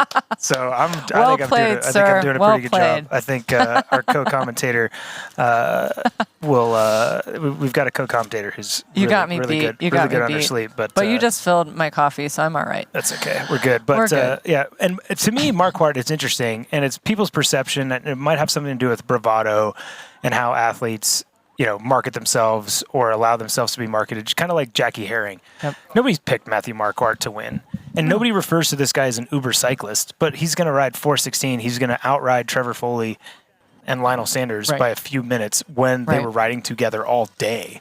So you can't not say that after that. It's just now you have to be an uber swimmer, an uber cyclist, and run 240 something off the bike. And, we're looking at and talking about what his run splits are. He just ran a 1:15 at Mont Tremblant. Exactly. Off of minimal running. Yep. He's run a 2:47. Okay. In Nice. Yep. Very hard bike course. Yes. What do you think he ran?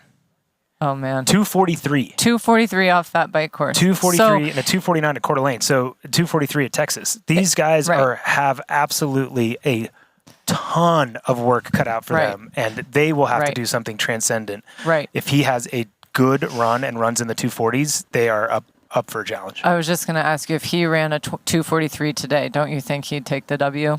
Or do you think it'd be, that's because he has a 7-minute buffer, give or take, let's say.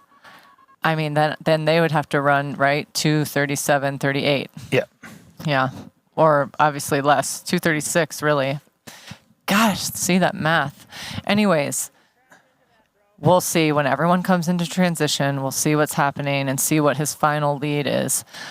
Coming into T2, he can smell it, and he looks the same as he did when he started this race. So looking Crazy. So good, Matthew. Let's do it.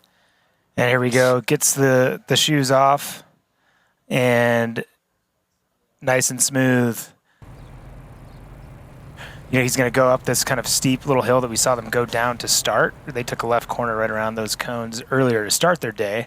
Now he's going into where their bike ride started. So Matthew Marquardt comes in 4:16. Of course he did a flying mount. Of course what doesn't this guy do? As he would, That's amazing. 4:16.53. And he has a shoe drop off his bike, but that's Yes. kind of in with the bike catcher zone. So ask somebody to pick it up, and someone inside the race will do so. So no abandonment or littering penalty or anything for that should be coming his way. But Matthew Marquardt running through transition, and this is the intimidating part. Like, all these other athletes know how long this transition is.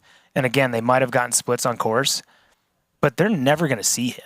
No. And they're like, oh, wait, I kind of thought the race was us. And does he look like someone who doesn't have the energy to run right now? No, he's frolicking into the change tent. The athletes chasing behind haven't gone through the 109-mile mark yet. Oh, my gosh. So he's literally over 3 miles in front Wow. of them. And he's almost out of transition. Wow. And we'll see Okay. this drone shot. We'll see him coming around. That's their kind of change tent in there. He went in where that little M-dot small tent is at the top of that white tent, and he'll come out of that bottom right side, I believe, of that tent from this camera angle, and you'll see him run on the left side of this big white tent. And right now he's probably putting socks on. He's making sure all his nutrition is on there. He's getting everything sorted and composing himself. This is the last quiet moment he'll have, and where he's either saying, okay, all you got to do is run 6 miles, Matt, or he's like, Matt, this is your time to PR your marathon, or hang on, whatever. Maybe he's even getting splits in there. But Lionel Sanders still not to 109 miles, and Matthew Marquardt is about to exit transition. So Lionel Sanders, Trevor Foley have a job for them, and did get confirmation. Again, Lionel Sanders will be changing into a full run kit, so will take more time than Trevor Foley. But man, Matthew Marquardt looks great. And, he's got a little different running style. People like to critique it.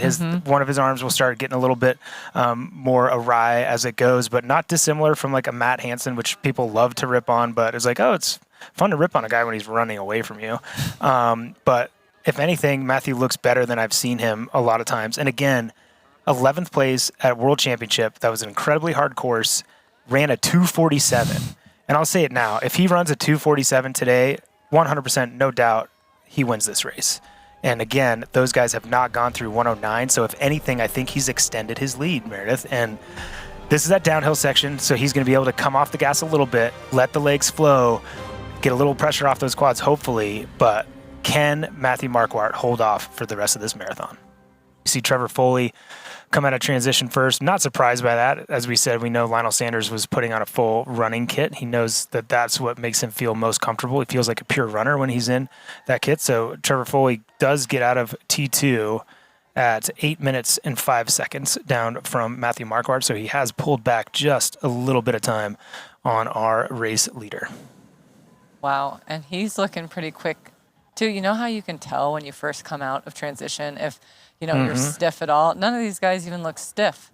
They're just kind of rolling by and probably have to start thinking about form, right? Like always thinking about your form and nutrition. And I noticed Matthew was running with a bottle, but you know what I learned? Yep, there's his running shorts. You know who I learned this from? Oh, man. Is grabbing my little Ziploc baggie. I know it. Okay, putting my gel in it, grabbing it, putting it where it goes, and using that baggie to put ice in. Ice melts, drink it. That is a Matt Lieto trademark. That's another patent you need. Used to be a secret, Meredith. But it's I've not told anymore. everyone, but I've given you credit. No, I appreciate that. It's patented. No, it's a good one, but the point of it is like using all your resources and not wasting any time. And while we were talking about that, Lionel Sanders went through in that full run kit, and man, he looks so calm. Yes. And I can't. I don't feel like I could use the word joyful with Lionel Sanders because it just feels wrong. That feels wrong. But it almost. I think he's almost falling into having fun being out here again, and I think he feels like he's in a great spot. I feel like that look is someone who didn't overextend themselves, and he's left himself a little bit of a gap, but you probably by now, because I've said it a few times, will understand where I'm about to go with this. But he's given up 30 seconds, but he's in that kit. He's comfortable. He's going to run well because of that, not in spite of that. He's not going to go back at this race and be like, I would have won if I didn't put my shorts on or whatever, right? Like he knows like that's going to make him feel good. He's going to have to do some work to bring back Trevor Foley. But at the same time, depending on the athlete, like Lionel's a racer, right? So sometimes if you put yourself in a run starting shoulder to shoulder with somebody, if you're that much of a racer, Right. that's a detriment. That's not a good thing for you. Where if you give up 30 seconds, you're like, no, my race plan is to run this. I'm just going to run this. And you know what? On that hill on the way back, if I'm within 30 seconds, maybe I bridge up to Trevor then. Or if Trevor's going to outrun me, he's going to outrun me anyways. Right. Let's just do our own thing and dude, I'll tell you what an uncomfortable situation is? Running a marathon with Lionel Sanders like 20 seconds behind you. Like stink that like last thing in the world I want to be a part of is Lionel Sanders like breathing down my shoulder. Well, you probably took inventory. Hey, I'm going to take 30 seconds to be comfortable, and then I'm going to run 30 seconds faster to catch back up because I'm dry, I'm comfortable, I'm in my running outfit, and all is well in the world. Here comes some BMC athletes in there. There's Chris Leiferman coming into T2, looking solid as well. And that must be Colin. And there's Justin Metzler. No, that is not Justin Metzler. That is Arnaud Guillot. Okay, could not see correctly. Thank you. No, you're fine. Yeah, you're fine. You. That's, so Tor Bendix Madsen, Chris Leiferman, Arnaud Guillot, and Justin Reale. And those athletes all coming through here just a bit back. Word on course was that Justin Reale actually got a blue card for intentional littering. We didn't see the penalty occur or him serve that penalty, but by quick math, it does look like he served that penalty because he was riding with those athletes in front. So no protest or possible disqualification from what I can see out on course at this point. But important thing is there's some fast runners in that 13-minute range too, and Jackson Laundrie in the middle of that, 11 minutes back. And I'll tell you what, I think if Jackson Laundrie was like, okay, I'm going to go to Placid, it's a hard bike course. If I ride a 4:22, it's going to be sweet. No, dude, I'm like 12 minutes back. Not what he expected, but have faith in him to be able to pull something out of this race. She's going to be able to respond or have the opportunity to have a chance to respond, right? Like how many times in my career did much better athletes catch me in the second half of races and I got on their shoulder and they always think they have the upper hand, but it's like, no, I'm still who's to here. say I wasn't running my fastest? I've been like just chilling, right? And she clearly has a very well thought out plan. Yes. And I would not be surprised to see her have the ability to react in the second half of this marathon. No, and she's also flying through transition. They don't even look like they just did the 3 bears. I mean, truly. I think she's truly flying through this, and she's going to keep trying to get her buffer higher and higher. So go, Rachel. I am cheering for her, and to get out of transition and start this marathon. She's done the swim. She's done the bike. Let's do this. This is when the fun really starts. Although Sarah True, she's doing the thing. Good. She's still going. And there we go. Our Wahoo Element Bolt split for Rachel Zelinskis. 5:02.29, 112 miles. Pretty darn fast. But you know who's going to have a faster split? Sarah True. Yeah. She's absolutely. moving through. And again, she's an athlete that rides well. She's often seen as maybe not because she'll come out in the front and lose a little bit of time early because she's pacing herself correctly.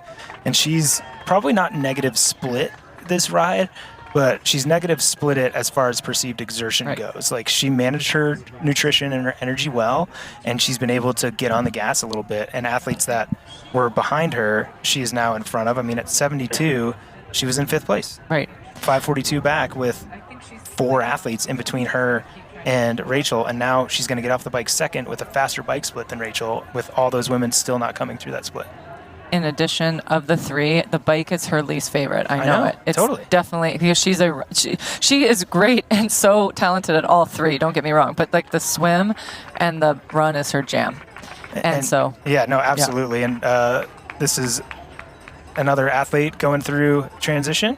And we'll have Rachel Zelinskis coming through here in a moment. She's going to take a little bit longer to get out of transition than that. We'll know it by her white kit when we see her.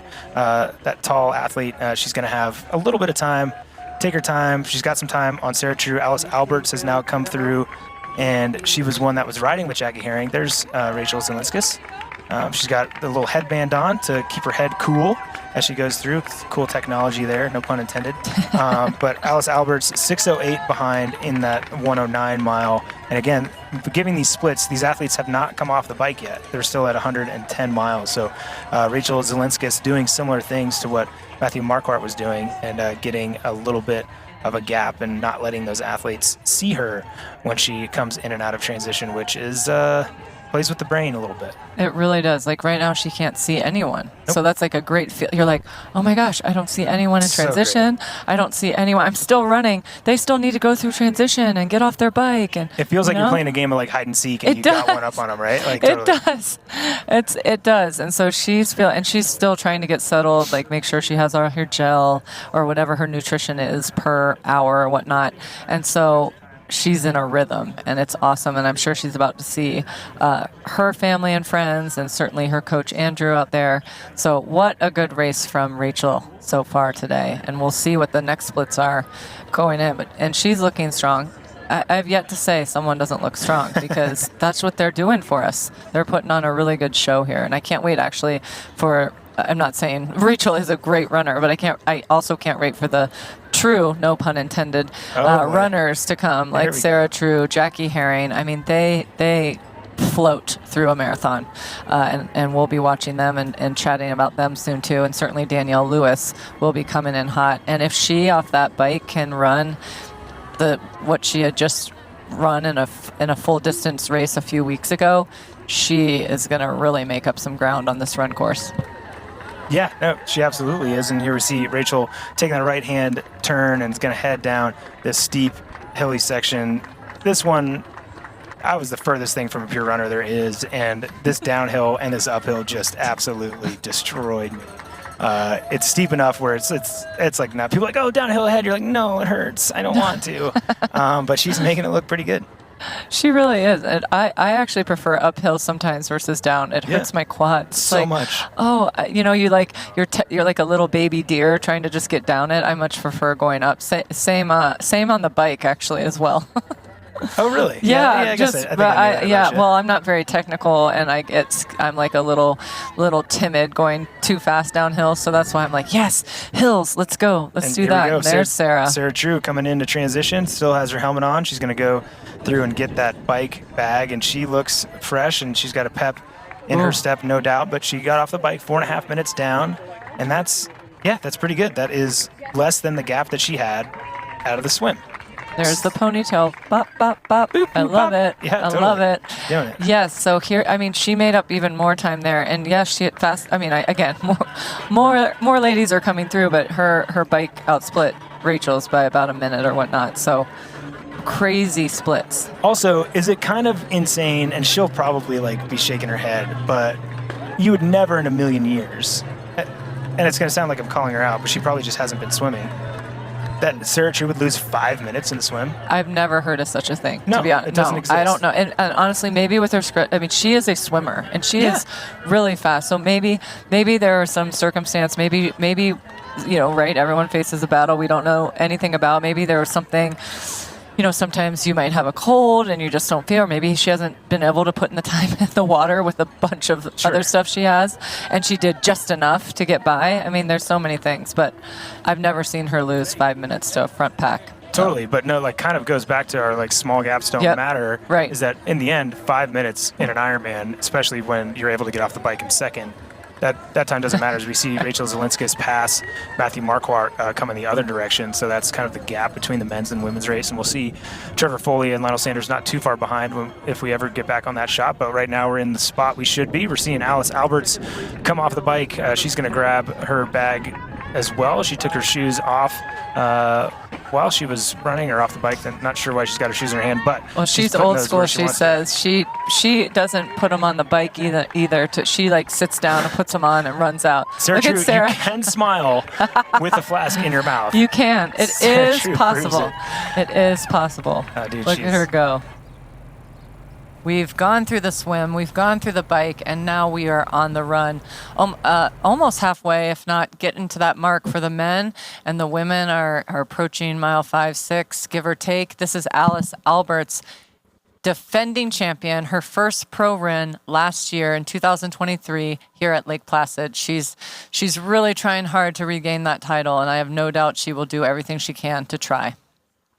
Yep, and right now we've kind of got a shot of Lionel Sanders running around and doing his thing out there on the run course. He's still running in third place, but in first place we've got Rachel Zelinskis. We had her for a moment, and word on course, getting pretty close. Sarah True coming up behind her. There we go. Back to Lionel Sanders running in third place through 13.5 miles. He was 6.5 minutes down. Doing pretty well, and he's doing his best to bridge back up, if possible, to Trevor Foley. Great men's race going on right now, and not to mention, same with the women. I mean, Alice, I don't see anyone behind her right now. That would be Danielle and Jackie are the duo that are trying to catch Alice, and she is just really something else. I asked her what her biggest pain point was with her job, and she said, as a young married woman who would like to start a family someday, and with her body being her job, that's been a challenge for her because she realizes, wow, so much goes on if I go skiing or if I do things like this is my body and my body's my job. And she's like, that's new to me, coming from someone who was a nurse or is a nurse or has that degree. So pretty neat. There we go. The pass. Yeah, we got a pass. Sarah True. There's the ponytail. It's I bopping. love it. And it's does it make when you get passed by Sarah's, you're like, oh, that's kind of cute though. She's got the bop, or not? That doesn't help at all. No, it's really it's fine. I love getting passed. I mean, truly, it's her form. Look at her. She looks like she's barely running fast. Cruising. She just has such a good stamina as a runner, and she's going so much faster than she looks, and I love to see it. And she's so fast that Rachel, understandably, as I've been there many times, you can't even connect with it. She just rolls by you, and it's very nonchalant and very just chill. She's off to run her 4X, 5X marathon right now. She's in it. Coverage of Lionel Sanders going through an aid station there. And again, he was losing a little bit of time and, getting all his nutrition, doing everything he needs to out on the course, grabbing a Morton gel when he can. And where it is, he had to stop for a little bit. Looks like was touching his leg there just for a bit. So lost a fair amount of time quickly. And word on course was maybe he was walking at some point. So we'll see if we've got a video of that. Looks like he's slowing down here, but a little hitch in his step. You can see kind of getting back to that old Lionel style where a little kind of a little bump in that step. You can see that right foot as it hits. Yep. But Lionel Sanders definitely slowing down. The management of this distance still remaining a challenge for him, even though it did look like he was pacing himself well throughout. Right. But still very much in it. He's very much 3 minutes ahead of Arnaud Guillot in that third place, but he is touching that right kind of IT band hamstring area. So knowing Lionel and then knowing his way, I mean, she just texted me that he's having some GI issues. Okay. So he's having some nutrition issues, GI, something's not feeling great in his stomach. And knowing him and just how focused he is, he's perfected his training and all the things. And now what he'll come to is something wasn't right. This is where he'll learn something maybe wasn't right with his nutrition this round. Maybe he'll learn, okay, what did I have? He'll write it all. He'll write it all out. And what went wrong that caused some GI distress, I mean, that's right. Another component of Ironman: swim, bike, run, recovery, nutrition, right? Of the pillars of performance outside of those things. But that's what he'll have to focus on. And that is a bummer because everything went so well with their training and everything's still going well. He'll come out of this. It's just he'll want to pinpoint why.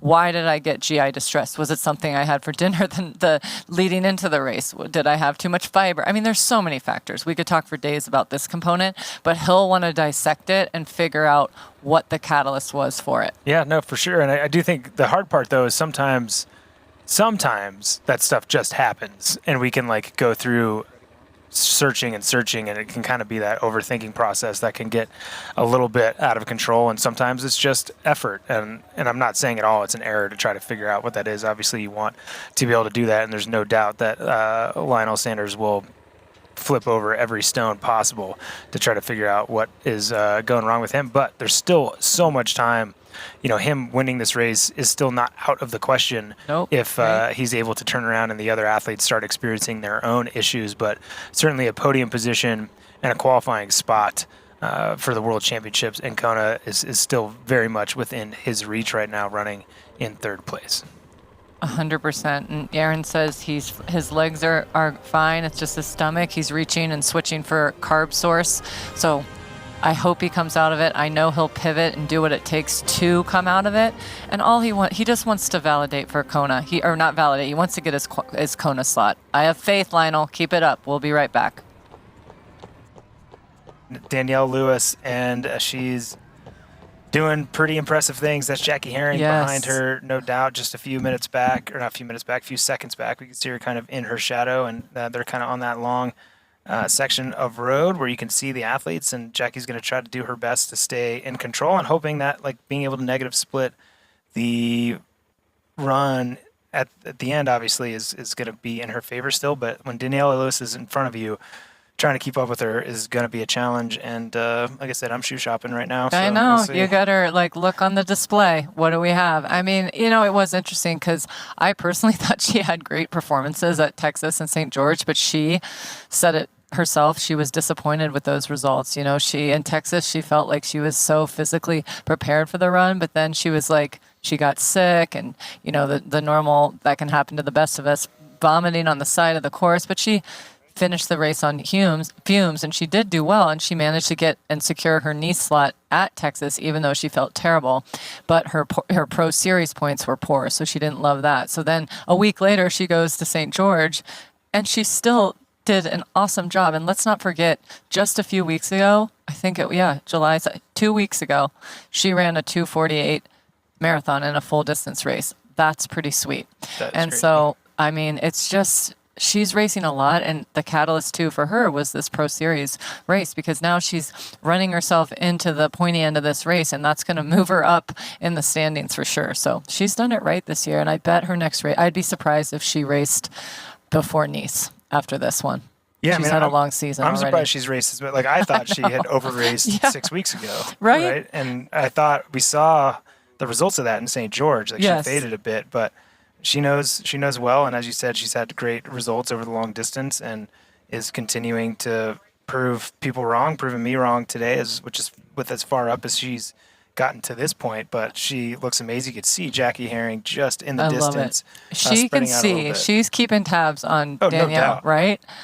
Yeah, she's going to try to keep that form of Danielle as close as possible. And again, still over a half marathon to go. So Jackie's no fool. She knows that she needs to pace correctly. The reason she's smiling and everything is she's really in her zone of what's reasonable as far as pacing and not overextending herself. And she's going to hope and bet on a little bit that Danielle hasn't done as good a job. And if she has and she's better, then she's better. And that's just what it comes down to. And Jackie's has enough experience to know it. And right now, who is definitely better than the rest is Sarah True. There's no doubt about that. Now through 10.1 miles with 2:17 over Zelinskis, who's holding really strong. Right. 2 minutes over Alice Alberts from Zelinskis. Danielle Lewis at 5:10 back, and Jackie Herring at 5:30. So not a lot of time has Danielle Lewis made up on those athletes. Certainly not on Sarah True in the last little bit. So much more to come in the second half of this marathon on the men's and women's side. He hears, but see, he just got faster. There. Dude, he knows. He did. Dang it, this guy. Man, if I didn't love Matthew Marquardt enough already, the toughness that this guy has, he's going to fight for every second, and he's doing it before Trevor catches. Yep. We'll see how long he can hang once he does, but they've got over 3 miles to go on this section before getting back into town, and Trevor just does look like he's running. He just doesn't look like he's on the rivet yet, but Matthew Marquardt, no doubt, he's eating a lot of pain. We'll see if these athletes interact at all, if Trevor gives a little butt pat or just goes right by. There's a pass, gives the Nux, and that is, the Nux is in the poker game. Nux. That is in Trevor's pocket, right? Mm-hmm. Trevor's like, hey man, great job. Really good effort out there. I've been chasing you all day. But it's that, but it feels like oh man, you just think, oh yeah, cool, we're bros. No man, I'm still trying to beat you. And that mentally is really challenging as the athlete behind to not let that get in your head. But let's see, no doubt on this little roller, Trevor is saying, "Oh, casual, I'll give you the knucks," and then I'm not running any faster, but no doubt he pushed that pace to try to break Marquardt, and Marquardt needs to stabilize, let that gap open, and then see if he can get back on that throttle again, because he's still got the momentum, and they're still running so fast. Like, Marquardt is still running a So 2:40 marathon so pace. fast. And right now we see a pass, Danielle Lewis passing Rachel Zelinskis for second place, and it is getting tight.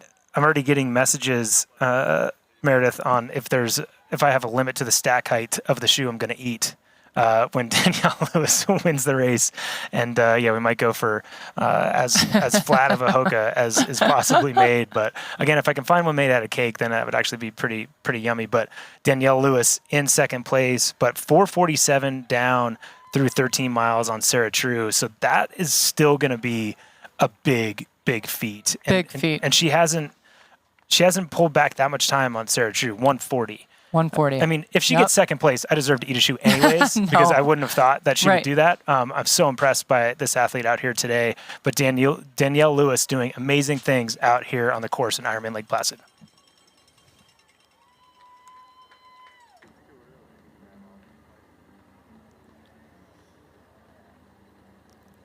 And there's our leader, Sarah True. Just went through mile 13.5, so over halfway through this. Still looking as strong as she did at mile 1. And we are going to see what happens here in this split to see how far Danielle is from Sarah. See what that gap is. Do a little math these next 12 and a half miles, give or take, and we'll just go from there and just see how it shakes out. It's going to be another battle. Same for 1 and 2 on the men's side, same for 1 and 2 on the women's side, but everyone's holding their own. We are here in these final miles of this race, especially for the gentlemen, with maybe less than 2 miles to go. Trevor Foley in the lead, Matthew Marquardt a little bit behind, give or take, got past, but he's going to hang in strong and try to do everything he can to get second. I know it. Oh, he's not hanging in to get second. He is trying to win this race. And I'll tell you what, if somebody at that corner relayed 45 seconds later to Matthew Marquardt, he's walking or he just walked, Matthew will find another gear. Whether or not it's a gear, I mean, Trevor is not running well right now. That is not an athlete that's running 2:32 pace. He's slowed down. Maybe it's only 2:45 pace. But whatever it is, he pushed 2 past Matthew Marquardt. We know Matthew reached his limit when he passed him, but the question is, does he know he's suffering? Does he have enough to alter his effort to try to get back to the man on screen, Trevor Foley? But Trevor Foley is not running Trevor Foley run right now. He is hurting, and he should be. Again, what we said, if you're going into rarefied air, setting course records as they are doing out here, it's going to come back at you if you do it wrong. And right now, he is paying for it. And I'm so curious to see how far back Matthew Marquardt is. But Sarah True feeling the heat a little bit, moving that top to the sports bra vibe. And she is trying to stay cool. She knows what she needs to do. It's not a new thing for Sarah, but still in the lead of this race, running very, very well. And you know what it is? It's probably a little humid there. Even though the temperature isn't necessarily high, I bet the humidity is high. And smart, she knows she's in this last push. So she's going to do everything that she can to stay cool, stay comfortable, get her nutrition. I see some form of food in her hand. Check her watch. She's checking in on herself. Her form still looks good. Her ponytail's epic. Like, nothing could be better with Sarah True right now. Now, does she know that Danielle is closing a little bit more each mile? I don't know. But I don't think she's in a space, and this is just me observing. I don't know what she's feeling, obviously, that I think she can even go faster, Sarah, than what she is at this moment if she was to feel the heat. So we'll see what she sees here in the next few miles, pending where Danielle is coming. Yep. No, there's, she needs to run that steady pace. She needs to not be racing right now. She needs to run Sarah True pace and what she's capable of to be able to hold on and then get into race mode if things get close at all. And I think Sarah knows that. This is not news for sure for her at all. But, she's doing the thing, and it's getting very close for her. Certainly on that men's race, Trevor Foley went through 25.2 miles. We have not seen the split to Matthew Marquardt, but it does feel like it's a little bit more than 30 seconds, but we'll get splits right now. Danielle Lewis on screen. Lionel Sanders is killing himself right now, no doubt. Oh, he's so close. I mean, he's going to at least tick off one goal, right? I know it, which is qualifying for Kona. That is going to be ticked. I will say it with 100% certainty, unless he suddenly starts walking in the next, half a mile, which I do not think he will. He's going to dive to the soul of his being to finish this race with as much gusto as he possibly can. Yep, no, and we've got 4 spots for Kona. So, but man, he doesn't want to give up that podium spot either. He doesn't really care at this point, but he is absolutely suffering to hold on to it. And Trevor Foley, he's opened up his stride again. Matthew Marquardt through that last lap or segment went through 124 back, so that gap actually opened even though Trevor was suffering. So there's no doubt that those two were in the final rounds of a heavyweight match, and just body blow to body blow. They were absolutely punishing each other when it came to that pass and that drop of Matthew Marquardt. They both walked afterwards. There's no question that these two men absolutely are putting everything out on that course, and there's just nothing left. Trevor Foley, he's about to hit the oval, and this is if we haven't seen it before, and this is what the athletes were like going by, right? They were like trying to go by this and be, man, I want to be at that finish. They hear everybody at the finish line at the oval. People are cheering for these athletes as they go by, and they're like, dude, I still got like 5 miles to go. And all they want to do is get to this oval and feel it and energize it. I guarantee you Trevor's going to look over his shoulder again and want to enjoy this. This is one of the most spectacular finish lines in the sport of triathlon, a historic finish line. And again, one kind of for the memory books for any athlete that participates in the sport, and certainly any athlete that has the ability and the dedication and the tiny bit of luck, but mostly dedication, pain tolerance, all the things it takes to win an Ironman. For those athletes, it's a very, very extra special. Trevor almost he thought he was getting pointed out of the finish chute, but no, you get to go down the finish chute, Trevor. You get to go down. Here and he Riley, is. You can, he's emotional, He's and crying. I love it. And our 2024 Athletic Brewing Ironman Lake Placid champion is Trevor Foley, everybody. A dream come true for this athlete, and emotions. He went through everything today. Man, he absolutely crushed it out there today. Amazing performance. Again, had the guts to push the effort the whole way by himself. Has a smile on his face. Going to give Mike Riley a high five. Awesome. Getting called across the finish line in Lake Placid by Mike Riley. Something in itself. 7:57 for Matthew Marquardt, and a 2:46.28 on this run course is simply ridiculous. Fantastic. Lionel Sanders, he's high-fiving people. Totally, yeah. Getting through so much pain to be your 3rd place finisher here at the Athletic Brewing Ironman Lake Placid. He's going to get his spot to Kona. He's going to get some points on the board, and he gets to stop. I think that is that's number one. Excited about. He gets to stop. He did it. And I mean, like you said, he still ran a 2:46. Dude, that's crazy. A 2:46.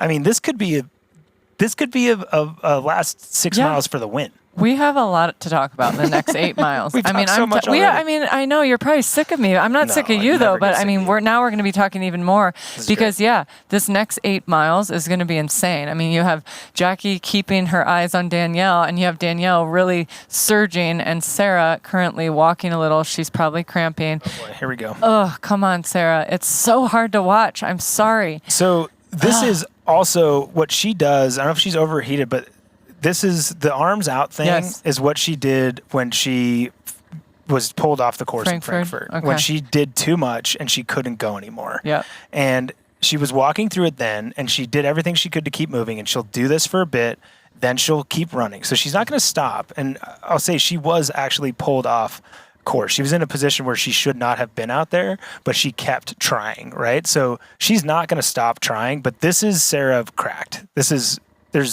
She's not going to win this race anymore. She is absolutely cracked right now and doing everything she can to feel a little bit better and to do her best to come across this finish line. She might not know. She might know that Sarah has been walking and having some trouble about 3 minutes in front of her. And time will tell when we get a camera on Sarah as well. And just the second she knows that there might be some duress that Sarah's experiencing, she's probably going to up her game even more. Yeah, and actually we'll have video here, but we do have video of Sarah standing, and she actually has already been passed by Danielle Lewis. So Sarah's, I'm sorry, I missed that. Okay. Oh, no, you're fine. Yep. Sarah's trying to hold it together, do what she can to keep moving forward. She's not look happy at this point, as you would not. But we are going to see her get passed here by Danielle Lewis, getting encouragement from the men out on course. But again, this is what we've seen her do before, when she literally has nothing left in the tank, and she's not in a great spot. Moments ago in our race with Jackie Herring, and it looks like this is when she's passing Sarah True, says some words to Sarah, and yeah, at this point, I just hope Sarah is safe. Yes. And and we know that she's got people looking out for there, but she's in a spot that we don't love to see. And Jackie Herring is now struggling herself, looking over her shoulder, making sure that wasn't one of her female competitors. But hey, here's an opportunity to kind of get rolling again. Gets on this age grouper, trying to push her pace, but she was walking a bit there up this challenging hill. So, man, Meredith, I mean, can't make this up. My adrenals are getting a little fatigued here today. I know, and I keep breathing. Like when I see someone doing something, I take a big, just because you just never know. I mean, this hill is probably steeper too than it even looks. So the fact that, she just made the pass and she knows she's in second. She might not understand how far she is to Danielle, but maybe she just needed a brief walk like Trevor Foley did in that moment as well. It's just savage. They're in it. 10K to go, though. Long way.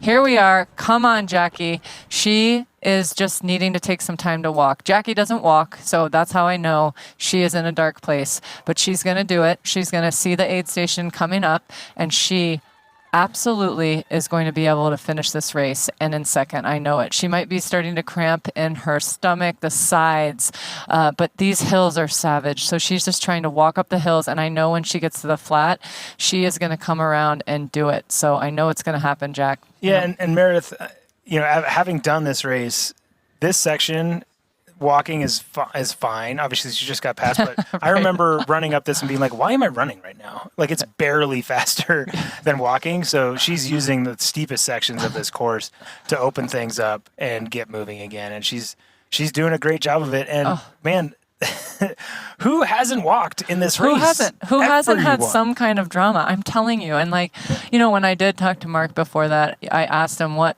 do you think your wife's biggest strengths are, right?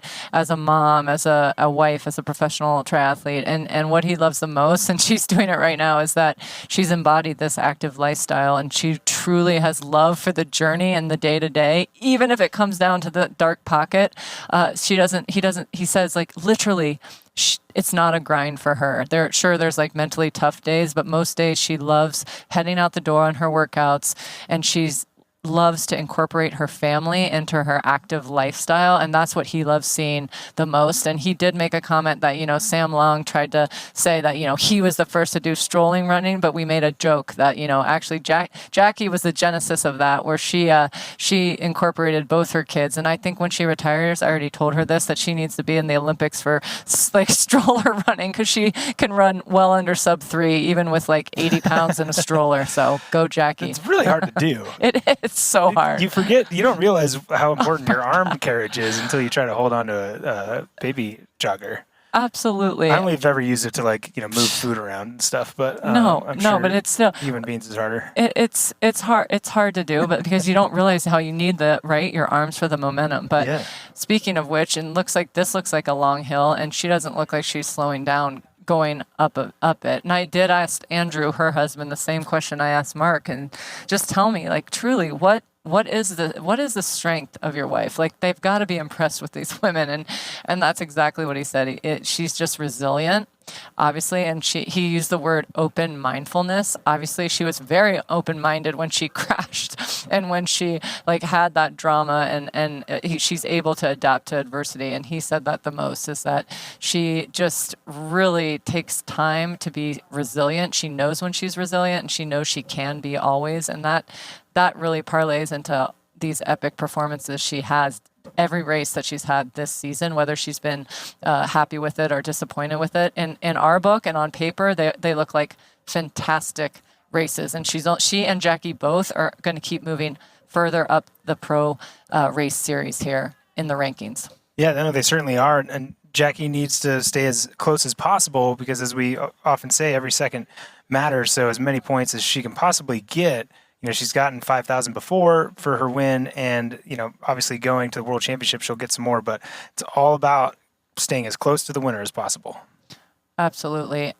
And I just want everybody to finish with gusto. Defending champion, a lot of attention was given to everyone else in the race because a lot of big names showed up this year, and she wasn't afraid of it, and she's taken it to them. And to finish on a podium, most likely, in a race with this caliber of athletes is... it's not better than a win, but It shows her caliber better than maybe a win would have.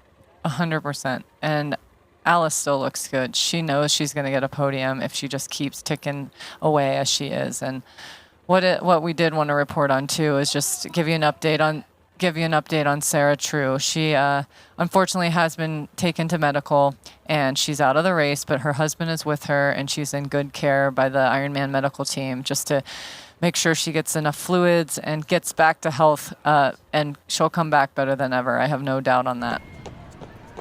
This oval finish is going to feel extraordinary for her. It's going to feel extraordinary for this athlete. Like, are you kidding? Right. One of the biggest gaps, I imagine, for a while she's had out of the swim that she had to make up. Stinking crashes her bike, head over heels, crashes her bike, has to get back on the course. And then I'm still going to win an Ironman? Like, are you kidding me? Like that. A big Ironman. That's going to feel a lot. Yes. Those downs and those challenges and those hardships are going to make this one much sweeter and prove to her that, hey, on a day where everything's smooth and the swim is good and whatever, I can do the same thing. There's no reason I can't do this in a bike run combo.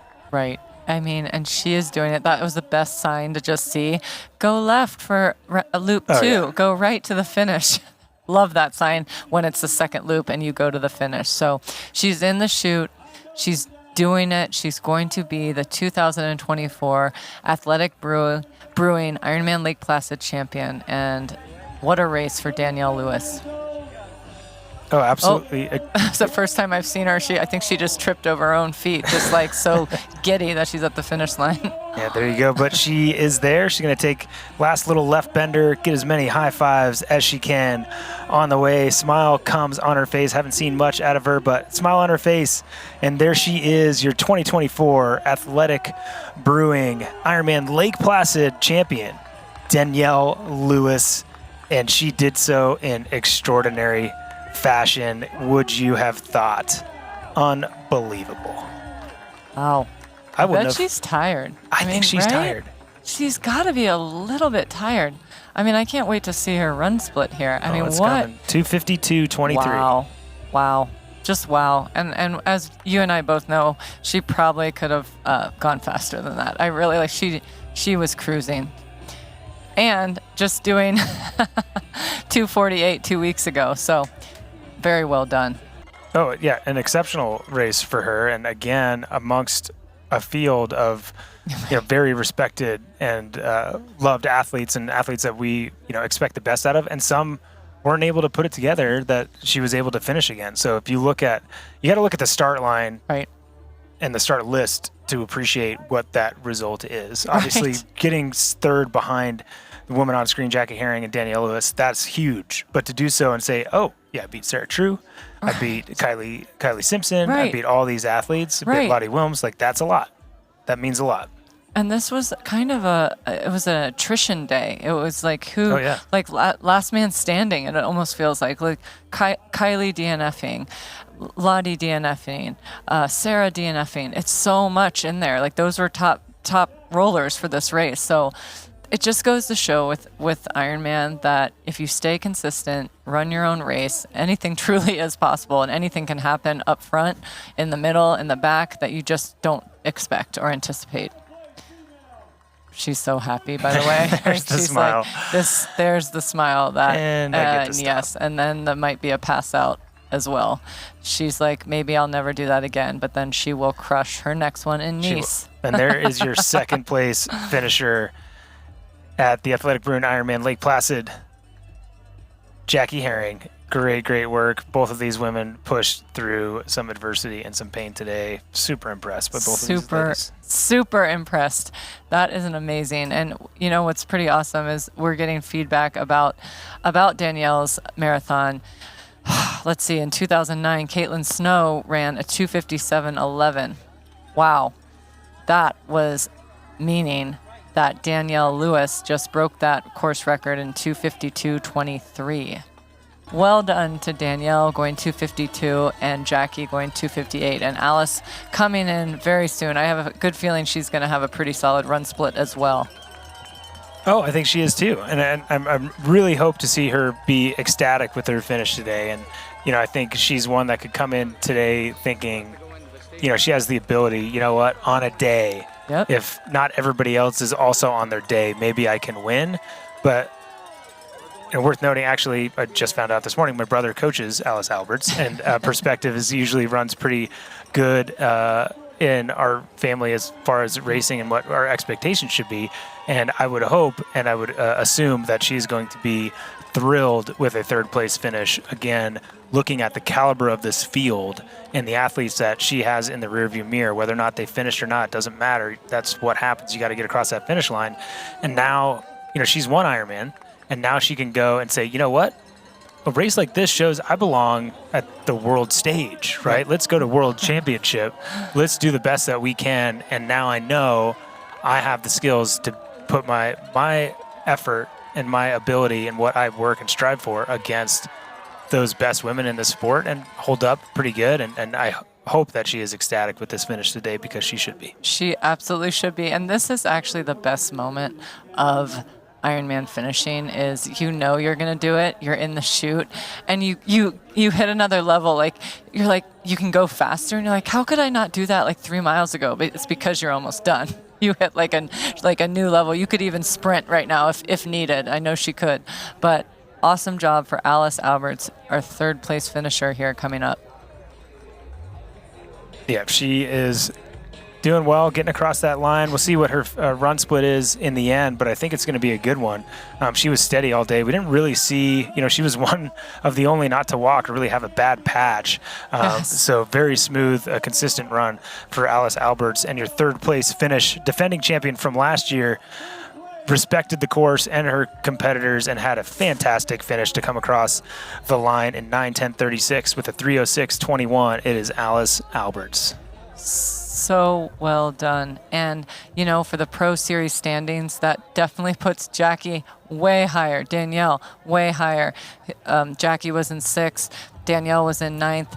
Alice was in 11th for the Pro Series standings. Mm-hmm. And now they're going to move way further up after this big one.